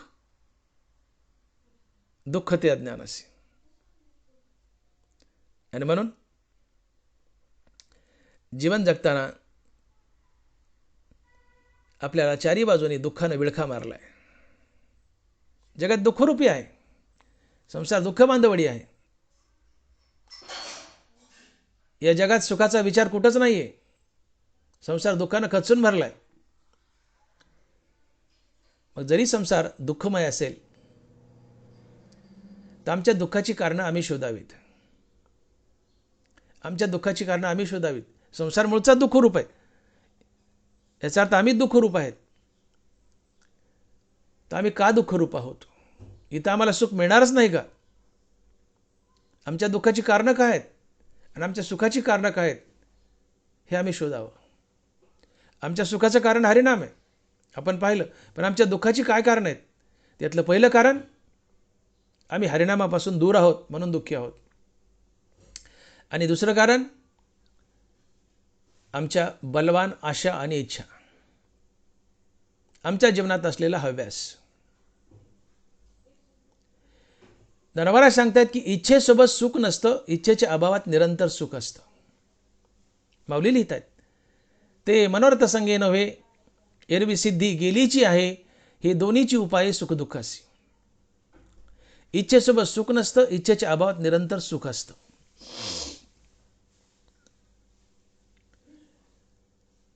इच्छा अगणित असतात, इच्छेला तळ नसतो. मनात सारख्या नाना प्रकारच्या इच्छा उठत असतात. मनात इच्छा उठली की इच्छा तुमच्या मनाला आपल्यासोबत घेऊन बाहेर पळते. मन हृदयरामापासून तुटतं, इच्छेसोबत बहिर्मुख धावतं. आणि मन रामापासून तुटलं आणि बहिर्मुख धावू लागलं की ते तडपतं. बेचैन अस्थिर, बेचैनी अस्थिरता हे दुःख आहे. बेचैनी अस्थिरता हे दुःख आहे. मग इच्छा मारा ना. इच्छा अगणित आहेत, इच्छेला तळ नसतो, आणि इच्छेमुळे आम्ही दुःखी आहेत. इच्छा दुःखाला कारणीभूत आहेत, इच्छेचा अभाव सुखाला कारणीभूत आहे. इच्छा मारा ना, निरंतर सुखी व्हाल. इच्छा रामनामानं मरतात. नामे होय जे विरक्त, नामे निर्मळ होय चित्त, नामे साधे गुणातीत, नामे निर्मुक्त भवपाश. नामे होय जे विरक्त, विरक्ती म्हणजे इच्छा मरणं. एका हरिनामाशिवाय कशाची आवड शिल्लक न राहणं हे वैराग्य आहे. अर्थात कुठलीच इच्छा शिल्लक नाही, फक्त भगवत प्राप्तीची किंवा देवाची इच्छा आहे, आता बाकी काही इच्छा नाही, हे वैराग्य. अर्थात हरिनामानं इच्छा मरतात. नित्य हरिनाम घ्या, इच्छा मरतील. इच्छा मेल्या मन अंतर्मुख टिकून राहील, स्थिरावेल. स्थिरता हेच सुख आहे, मनाची स्थिरता हेच सुख आहे. आणि मग इच्छा मारा. इच्छा आशा ह्या दुःखाला कारणीभूत असतात. मग ज्ञानोबाच लिहितात की आशा जैशी दुःखाते, व्याली निंदा दुरिते. निंदा पापाला जन्म देते, आशा दुःखाला जन्म देते. निंदा पापाला, आशा दुःखाला जन्म देते. आशा दुःखाला जन्म देते. आशेपाशी नाही सुख, आशेपाशी परम दुःख. नाथ महाराज. आशा दुःखाला कारणीभूत आहेत. कशा? तर मनात आशा उठली की आशेच्या पाठीमागे मन धावणार, आणि जोपर्यंत तो इच्छित विषय मिळत नाही तोपर्यंत मन बेचैन अस्थिर. मनाची बेचैनी अस्थिरता हे दुःख आहे. आणि म्हणून तुमच्या जितक्या इच्छा आशा बलवान तितके तुम्ही दुःखी असाल, तितके तुम्ही दुःखी असाल. आणि म्हणून हा सिद्धांत आहे की धनवानाला धनाचा लोभ असतो. भर्तृहरी महाराजाचे 7 शल्य आहेत, त्यात एक शल्य धनवानाला धनाचा लोभ असतो. तळे कमळावीन उदास दिसते, दिवसाचंद्र किविलवाना दिसतो, गोरा गोमटा पुरुष कलाहीन असतो, राजदरबारात गुंडाचं साम्राज्य असतं आणि धनवानाला धनाचा लोभ असतो. मनुष्य जितका धनवान तितका धनाचा अधिक लोभी असतो. हा सिद्धांत आहे. जितकं जितकं धन तुमच्यापाशी तितके तुम्ही धनाचे अधिक लोभी. का? तर धनवानाला धनाचा लोभ असतो. धनवानाला धनाचा लोभ असतो. हा सिद्धांत आहे. भर्तृहरी महाराजांचं शल्य आहे. मग तुम्ही जेवढे श्रीमंत तितके धनाचे लोभी, जितके धनाचे लोभी तितके तुमच्या आशा बलवान, जितके आशा बलवान तितकं आशेच्या मागं मन धावेल, आणि जितकं आशेच्या मागं मन धावेल तितकं हृदयस्राम आणि मन यांची ताटातूट, हृदयस्राम आणि मन यांची ताटातूट, यातून मनाला बेचैनी अस्थिरता, आणि मनाची बेचैनी अस्थिरता हे दुःख आहे.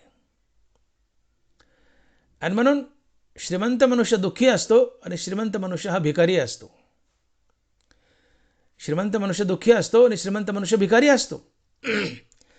तुम्ही म्हणाल डॉक्टर मोठे साहेब हे समीकरण जुळावं कसं? श्रीमंत दुःखी असतो आणि श्रीमंत भिकारी असतो. श्रीमंत आणि भिकारी हे समीकरण जुळायचं कसं? तुम्हाला भिकाऱ्याची व्याख्या माहिती आहे का? तुम्ही भिकारी कोणाला समजता?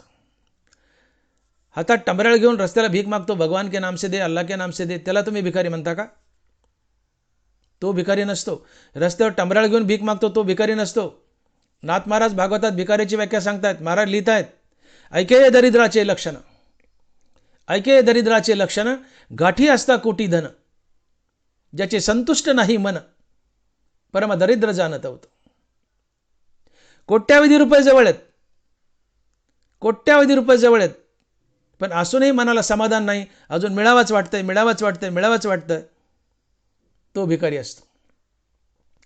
रस्त्यावर टंबऱ्याळ घेऊन भीक मागतो तो भिकारी नाहीये. नाथ महाराज म्हणतायत टंबऱ्याळ घेऊन भीक मागतो तो भिकारी नाहीये. गडगंच्या संपत्ती जवळ आहे, कोट्यावधी रुपये जवळ आहेत, एवढं असूनही मनाला समाधान नाही, अजून मिळावाच वाटतंय, मिळावाच वाटतं, तो खरा भिकारी आहे. ऐके दरिद्राचे लक्षण, गाठी असता कोटी धन, ज्याची संतुष्ट नाही मन, परम दरिद्र जानत होतं. गडगंच्या संपत्ती जवळ आहे, कोट्यावधी रुपये आहेत, अब्जावधी रुपये आहेत, पण मनाला समाधान नाही, अजून मिळावाच वाटतंय, मिळावाच वाटतंय, तो भिकारी असतो.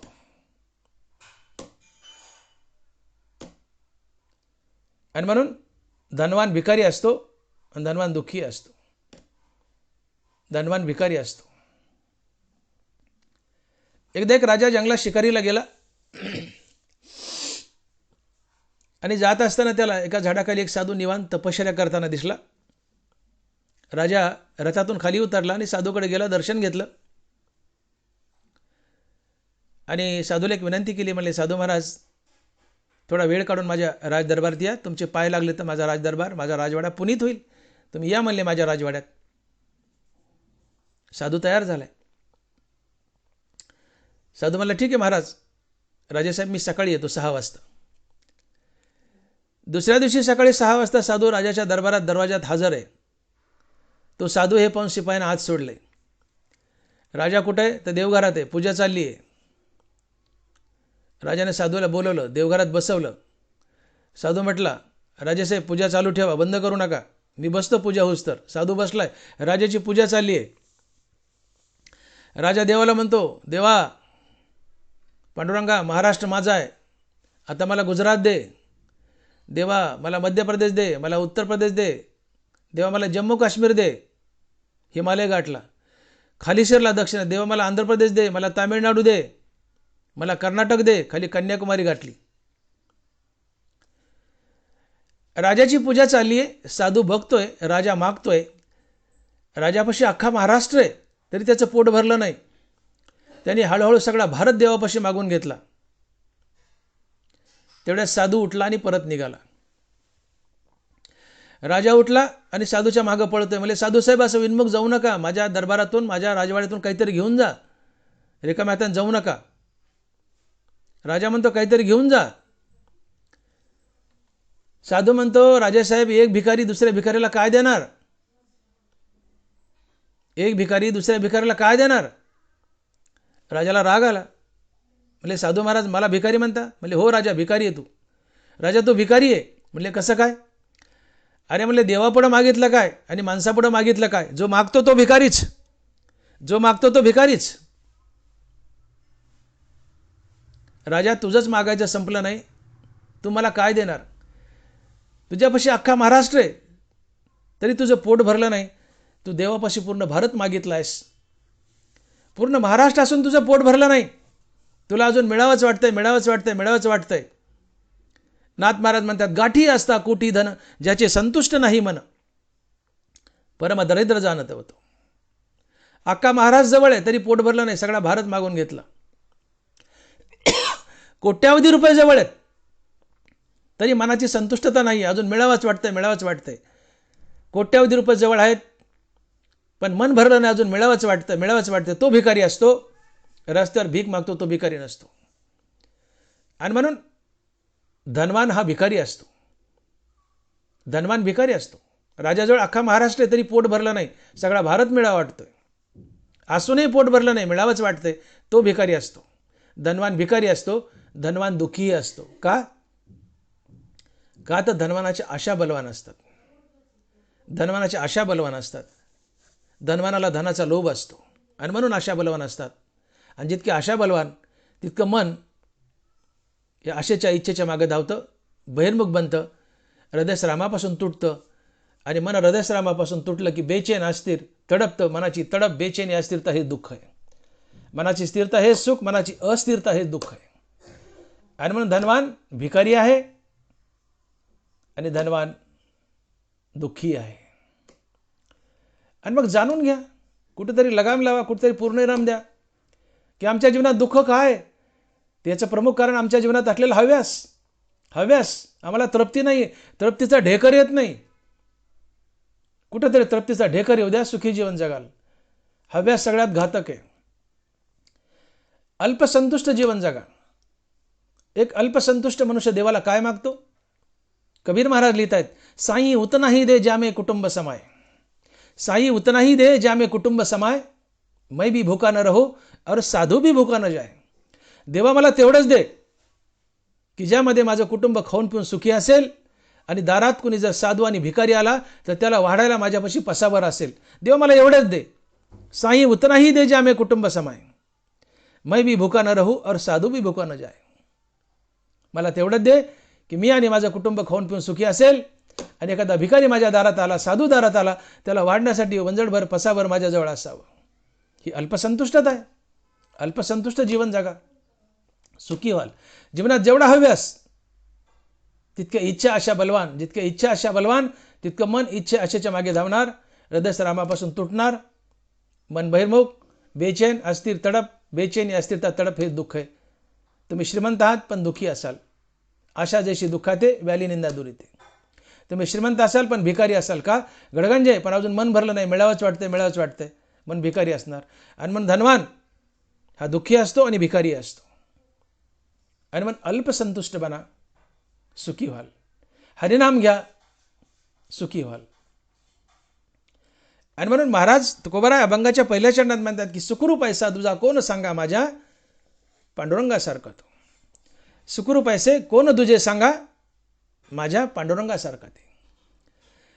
तुकोबाराय म्हणतात की या जगतात फक्त पांडुरंग सुखरूप आहे, उरलेलं जगत दुःखरूप आहे. का दुःखरूप आहे? याचं पहिलं कारण जगत हरिनामाला विन्मुख आहे आणि दुसरं कारण जगताच्या आशा इच्छा बलवान आहेत. इच्छा मारा सुखी व्हाल, आशा मारा सुखी व्हाल. आणि म्हणून योग वासिष्ठात असं म्हटलंय, योग वासिष्ठात असं म्हटलंय की नाना प्रकारच्या इच्छा घेऊन जगणं हा एक प्रकारचा नरकच आहे. नाना प्रकारच्या इच्छा घेऊन जगणं हा एक प्रकारचा नरकच आहे.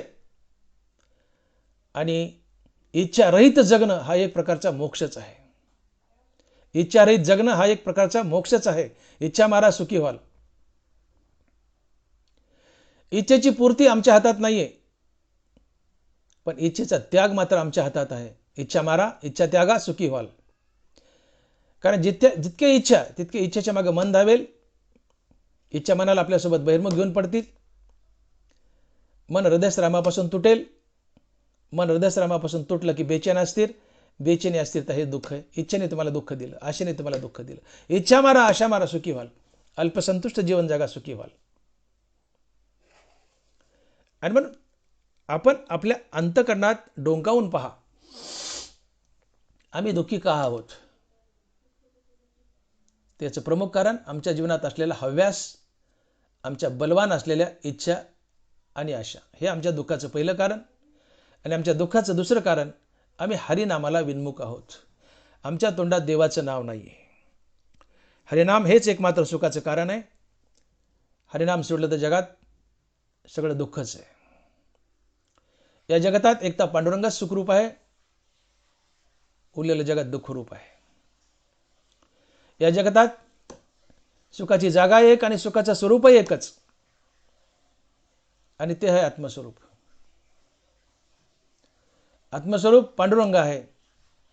फक्त आत्मस्वरूप सुखरूप आहे, आत्मस्वरूप पांडुरंग आहे, म्हणून एकटा पांडुरंगच सुखरूप आहे, जगात दुःखरूप आहे. आणि म्हणून तुकोबाराय म्हणतात की सुखरूप आहे कोण दुजे सांगा, माझ्या पांडुरंगासारखे ते. पूर्ण जगात दुःखानं भरलं, एकटा पांडुरंग सुखी आहे. आम्ही दुःखी आहेत, मग आम्हाला तर सुख हवं आहे, मग काय करायचं. पांडुरंगानेच युक्ती सांगितली, माझं नाव घ्या, माझ्याकडून सुखाचा फ्लो तुमच्याकडे येईल आणि तुम्ही सुखी व्हाल. कसं. तुम्ही माझं निरंतर नाम घेतलं, तुम्ही राम म्हटलं, निरंतर राम राम म्हणा. राम म्हटलं की तात्काळ मन अंतर्मुख होईल. अंतर्मुख झालेलं मन हृदयस्रामाला भेटेल. मन आणि हृदयस्राम यांच्या भेटीतून मनाला स्थिरता लाभेल. मनाची स्थिरता हेच सुख, सुखाचं पहिलं कारण.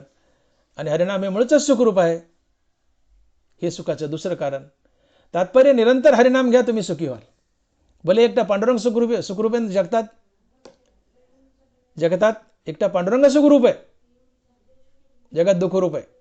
हरकत नाही, हरकत नाही. या पांडुरंगाच्या नावानंच पांडुरंगापासून सुखाचा फ्लो आम्ही आमच्या जीवनात वाहून आणू आणि आम्ही सुखरूप होऊ.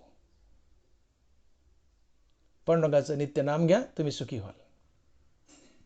आणि म्हणून तुकोबाराय अभंगाच्या पहिल्या चरणात म्हणतायत की सुखरूप आहे कोण दुजे सांगा, माझ्या पांडुरंगासारखे ते. इथं तुकोबारायांनी पांडुरंगाच्या नामाचा, पांडुरंग ज्या नगरीत राहतो त्या नगरीचा महिमा वर्णन केलाय. अभंगाच्या पहिल्या चरणात पांडुरंगाचा महिमा वर्णन केलाय.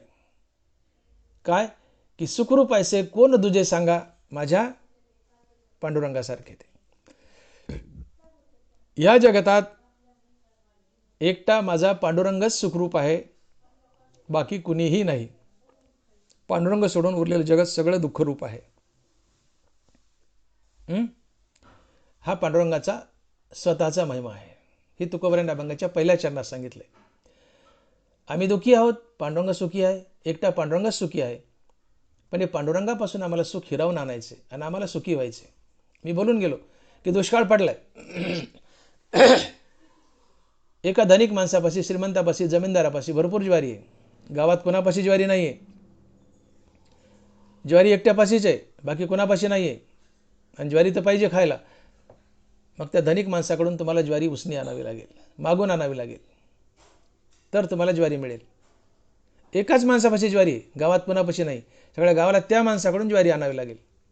एकट्या पांडुरंगापाशी सुख आहे, बाकी जगात कोणापाशी नाही. मग जगाला पांडुरंगाच्या दारात उभं राहून सुखाची भीक मागावी लागेल. कशी. पांडुरंगाचं नाव घ्या, तुम्ही निरंतर राम म्हणा, निरंतर राम म्हणा. राम म्हटलं की मनाची अंतर्मुखता, अंतर्मुख झाले मग हृदयस्रामाला भेटतं. मन आणि हृदयस्राम यांच्या भेटीतून मनाला स्थिरता लाभते. मनाच्या स्थिरतेतून येणारा अनुभव हेच सुख आहे. आणि पांडुरंगाचं नावही सुखरूप आहे. या दोन्ही गोष्टींनी तुम्हाला सुख लाभेल. आणि म्हणून एकटा पांडुरंग जरी सुखरूप असला आणि आम्ही दुःखी असलो, जगात दुःखी आहे अर्थात आम्हीच दुःखी आहे, एकटा पांडुरंग सुखी आहे, असू द्या ना. एकटा पांडुरंग जरी सुखी असला तर त्याच्या नामानंच आम्ही सुखी बनतो. आणि मग त्याचं निरंतर नाम घ्या, आम्ही सुखी होऊ. आणि मग महाराज आजच्या प्रस्तुत अभंगात पहिल्या चरणात पांडुरंगाचा महिमा वर्णन करतायत आणि म्हणतायत की सुखरूप ऐसे कोण दुजे सांगा, सुखरूप ऐसे कोण दुजे सांगा, माझ्या पांडुरंगासारखे ते.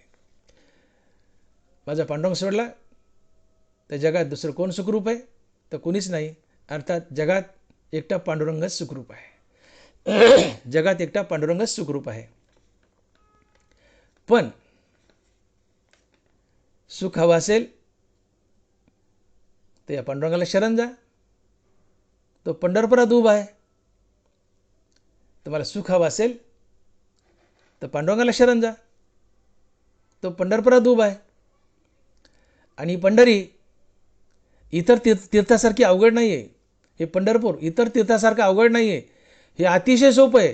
कसं आहे तर पंढरपूरला गेलात पांडुरंगाच्या दर्शनाला तर तिथं हिंडणं मुंडणं काही करावं लागत नाही. साधनाची आटी नाही, आटा नाही, काही नाही आहे. हे अभंगाच्या दुसऱ्या चरणात आणि महाराज बोलत आहेत, न लगे हिंडणे मुंडणे काही, साधनाची नाही आटाआटी. न लगे हिंडणे मुंडणे ते काही, साधनाची नाही आटाआटी. एकटा पांडुरंग सुखरूप आहे, जगात दुःखरूप आहे. मग सुख हवं आहे तर पांडुरंगाला शरण जा. तो पांडुरंग पंढरपुरात उभा आहे. मग आम्हाला तुकोबाराय पंढरपूरला जायला सांगतायत. आणि पंढरपूर इतर तीर्थाच्या तुलनेत किती सोपं आहे याचं वर्णन करतायत. आणि महाराज म्हणतायत की न लगे हिंडणे मुंडणे ते काही, साधनाची नाही आटाआटी. तुम्ही बाकीच्या तीर्थाला गेले तिथं मुंडन करावं लागतं.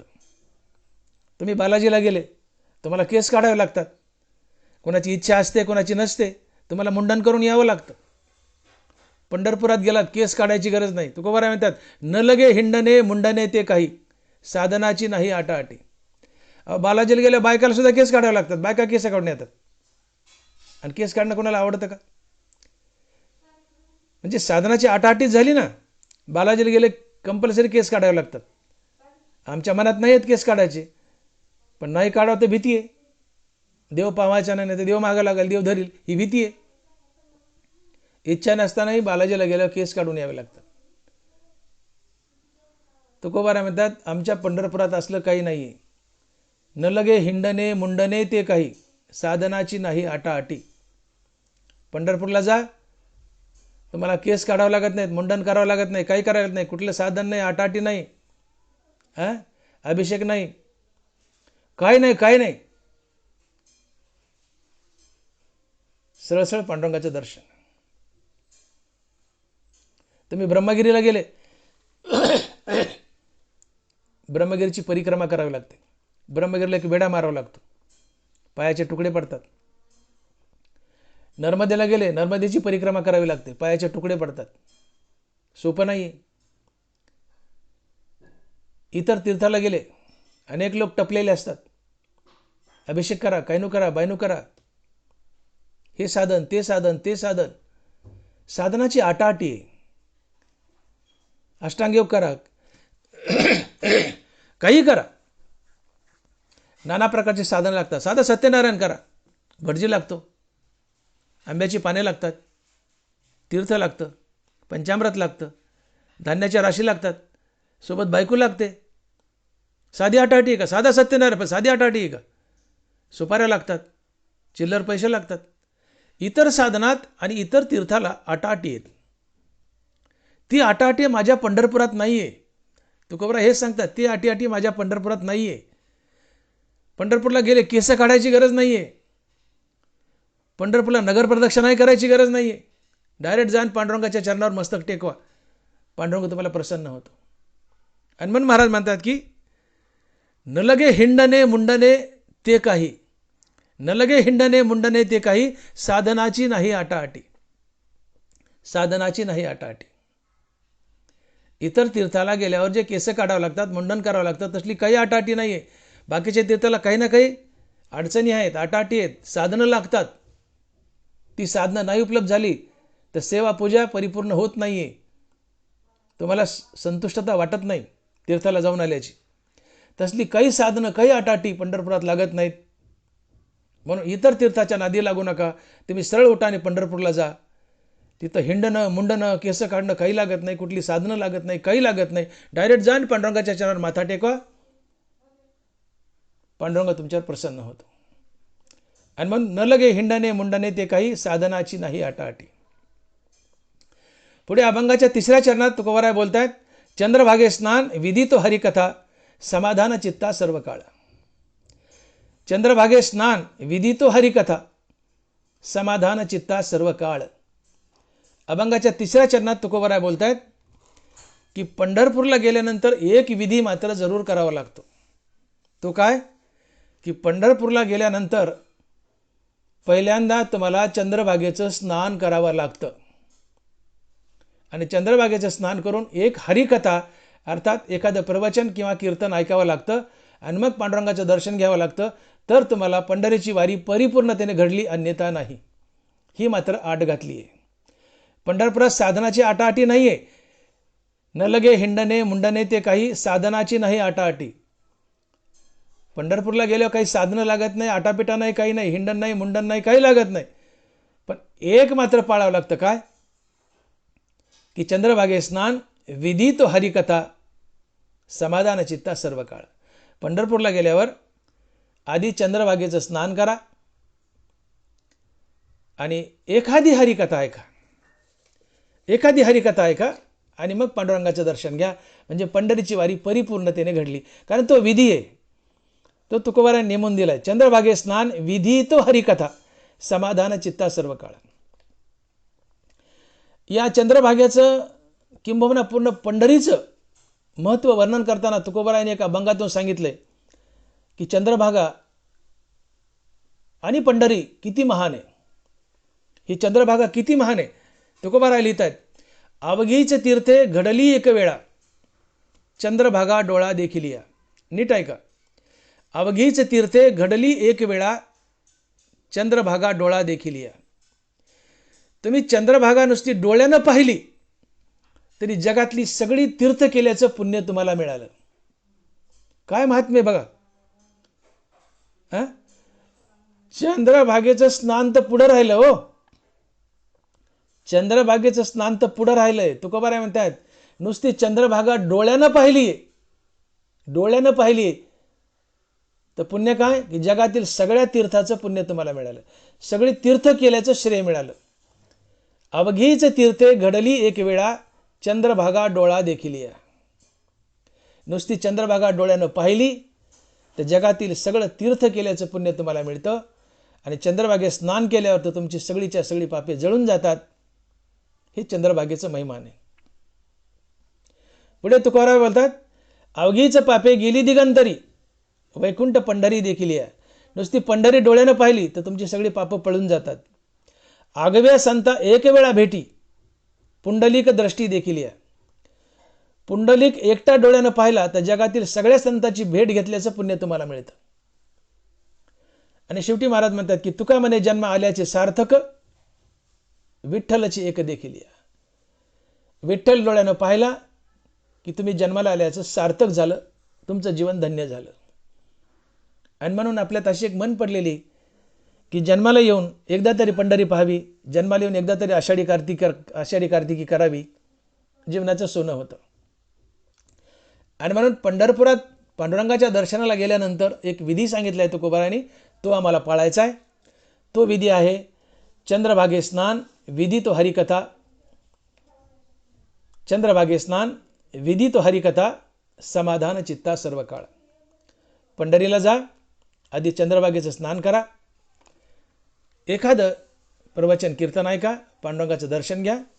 भले ऐन वेळेला कीर्तन प्रवचन नसेल तर थोडं पॅटर्न बदला, चंद्रभागेचं स्नान करा, सरळ पांडुरंगाचं जाऊन दर्शन घ्या, पांडुरंगाच्या चरणावर माथा टेकवा, जमले ते एखादी हरिकथा ऐका, तुमची वारी परिपूर्ण झाली, तुमच्या चित्ताला समाधान लाभेल. समाधान ही ज्ञानोत्तर अवस्था आहे. समाधान या शब्दाचा अर्थ होतो चित्ताची एक अविचल अवस्था, चित्ताची कायमची स्थिरता, चित्ताची एक अविचल अवस्था म्हणजे समाधान. आणि समाधान हे ज्ञानीपुरुषाचं लक्षण आहे. नरवाला साक्ष देतात, माऊली लिहित आहेत, गुरु तेथ ज्ञान, ज्ञानी आत्मदर्शन, दर्शनी समाधान अति जैसे. गुरु तेथ ज्ञान, ज्ञानी आत्मदर्शन, दर्शनी समाधान अति जैसे. श्रीगुरूच्या कृपेने आत्मज्ञान, आणि आत्मज्ञान झाल्यानंतर तुम्हाला आत्मदर्शन होतं, जगतात देव दिसतो आणि तुम्हाला समाधान लाभतं. अर्थात समाधान हे ज्ञानीपुरुषाचं लक्षण आहे. जे समाधान, जे चित्ताची अविचल अवस्था, संतांना लाभते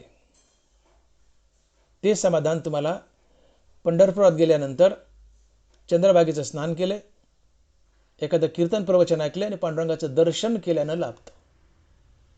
एवढा पंढरीचा महिमा आहे. आणि म्हणून एवढा विधी जरूर पाळायचा आहे. तिथं मुंडन वगैरे काही लागत नाही, साधनाची आटाआटी नाही आहे, पण एक बंधन घातलं आहे. काय की चंद्रभागेचं स्नान करा, पांडुरंगाचं दर्शन घ्या, एखादी हरिकथा ऐका, तुमची वारी सफल झाली, जीवन धन्य झालं. पंढरपुरात जो देव उभा आहे, तुकोबाराने स्पष्ट शब्दात सांगितलंय की नाही घडविला नाही बैसविला. पंढरपुरातला देव कुणी गवंड्याने घडवला नाही किंवा दगडाचा बनवलेला नाहीये.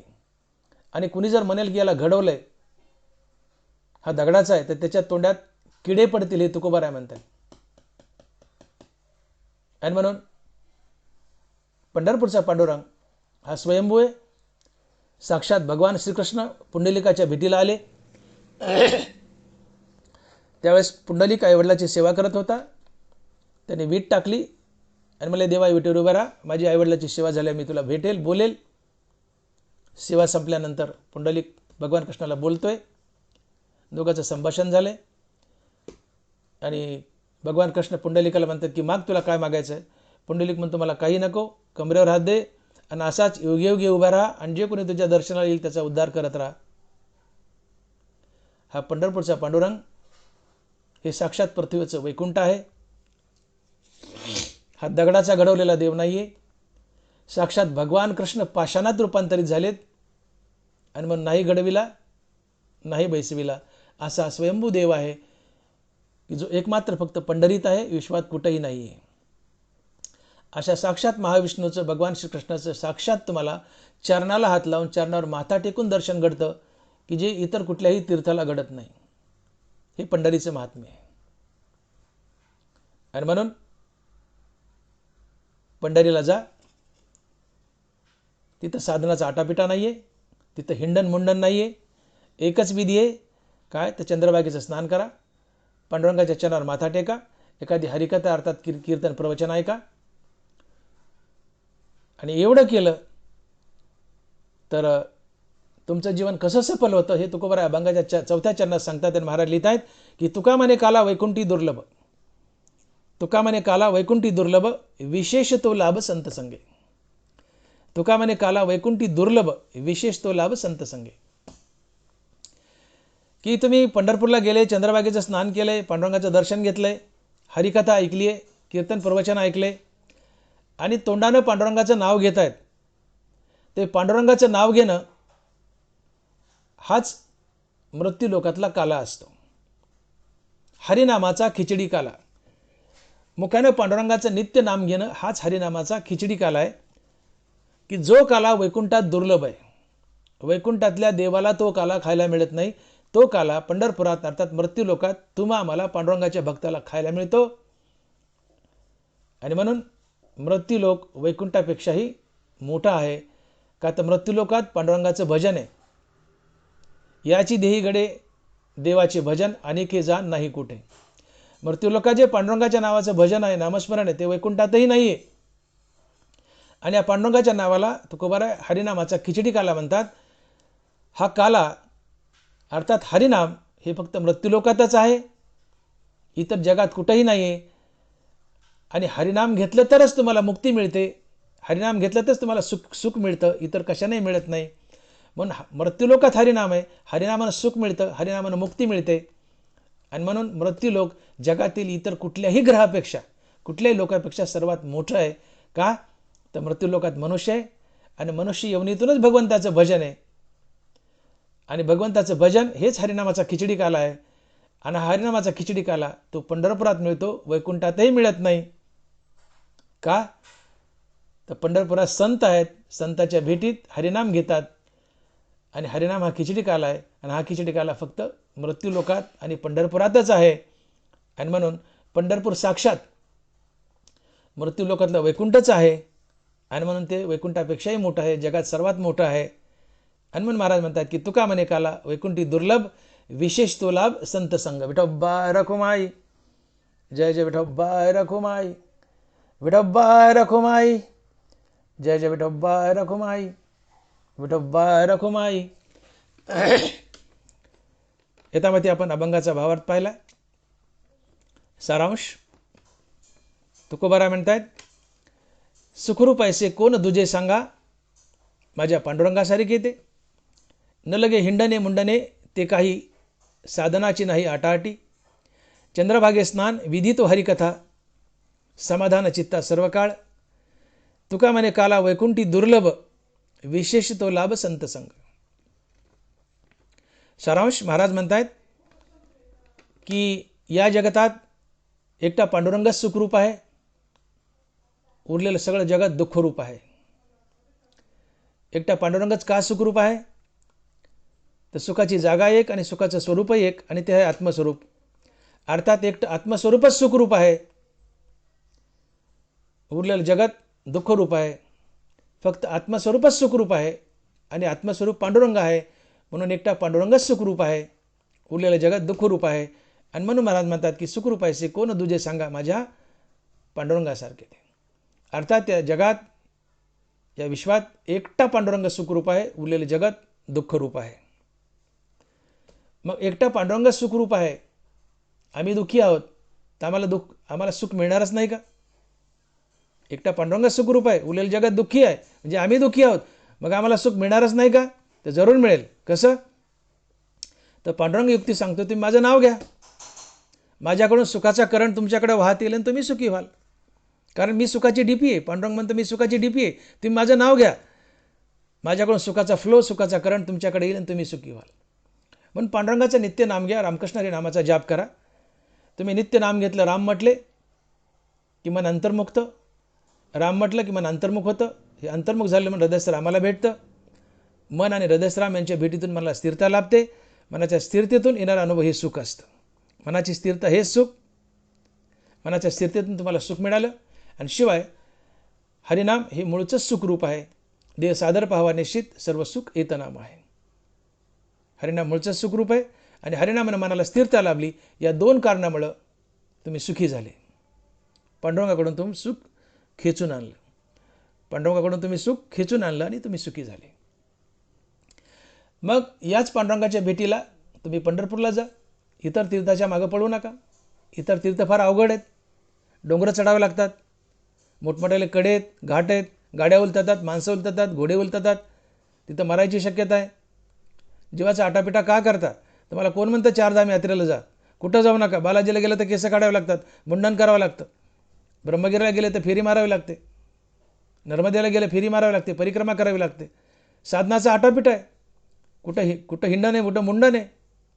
ते हिंडण आणि मुंडन माझ्या पंढरीत नाही आहे. बालाजीला गेला मुंडन करावं लागतं, पंढरीला गेला मुंडन करायची गरज नाही. डायरेक्ट जा. काय करा मग? चंद्रभागेचं स्नान करा, पांडुरंगाच्या चरणावर माथा टेकवा, एखादी हरिकथा ऐका, अर्थात प्रवचन कीर्तन ऐका, तुम्हाला पंढरी घडली. पंढरी घडली कशी? तर पांडुरंगाचं दर्शन झाले, चंद्रभागेचं स्नान झाले, पांडुरंगाचं दर्शन झाले, एक हरिकथा ऐकली आहे, प्रवचन कीर्तन ऐकले, मुखात पांडुरंगाचं नामधारण केले. आणि पांडुरंगाचं नाव हा खिचडी काला आहे. तुका म्हणे काला वैकुंठी दुर्लभ. पांडुरंगाचं नाव हा मृत्यूलोकातला खिचडी काला आहे, की जो वैकुंठात नाही, सत्यलोकात नाही, ब्रह्मलोकात कुठंच मिळत नाही. हरिनामाचा आनंद फक्त आणि फक्त मृत्यूलोकात आहे, मनुष्य योनीत आहे. आणि मग हे पांडुरंगाचं नाम आम्ही लुटतोय, हरिनामाचा खिचडी काला आम्ही खातोय. मग हरिनामाच्या खिचडी काल्यातून आमचं जीवन सुखी तर होतेच, पण आम्हाला मुक्ती मिळते. आणि म्हणून हे मृत्यूलोक, हे पंढरपूर हे साक्षात पृथ्वीवरचं वैकुंठ आहे. पंढरपूर हे साक्षात पृथ्वीवरचं वैकुंठ आहे. आणि या पंढरपुरात हरिनामाचा खिचडी काला आहे. तो हरिनामाचा खिचडी काला संतांच्या संगतीत घडतो. आणि पंढरपूर, म्हणून पंढरपूर सगळ्यात महान आहे. आणि पंढरपुरातला देवही सगळ्यात महान आहे आणि एकटाच सुखी आहे. आणि म्हणून पांडुरंग एकटाच सुखी असल्यामुळं तुकोबारा पांडुरंगाकडे बोट करतायत आणि म्हणतायत की सुखरूप ऐसे कोण दुजे सांगा, माझ्या पांडुरंगासारखे ते. ज्ञानेश्वर माऊली, ज्ञानराज माऊली तुकाराम, ज्ञानेश्वर माऊली, ज्ञानराज माऊली तुकाराम. जय विठ्ठल, जय जय विठ्ठल. बोली लिले कुरे वेळी वाकुडी उत्तरे. करा क्षमा अपराध महाराज तुम्ही सिद्ध, नाही विचारिला अधिकार मी आपुला. करा क्षमा अपराध महाराज तुम्ही सिद्ध, तुका म्हणे ज्ञानेश्वरा राखा पायापैकी करा. करा क्षमा अपराध महाराज तुम्ही सिद्ध, ज्ञानदेव तुकाराम ज्ञानदेव तुकाराम. तुकाराम तुकाराम तुकाराम तुकाराम तुकाराम तुकाराम. पुंडलिक वरदे हरी विठ्ठल श्री ज्ञानदेव तुकाराम. गोपाल कृष्ण भगवान की जय. माऊली ज्ञानेश्वर महाराज की जय. जगद्गुरु तुकाराम महाराज की जय. विठ्ठल विठ्ठल विठ्ठल विठ्ठल विठ्ठल विठ्ठल विठ्ठल विठ्ठल विठ्ठल विठ्ठल विठ्ठल विठ्ठल विठ्ठल.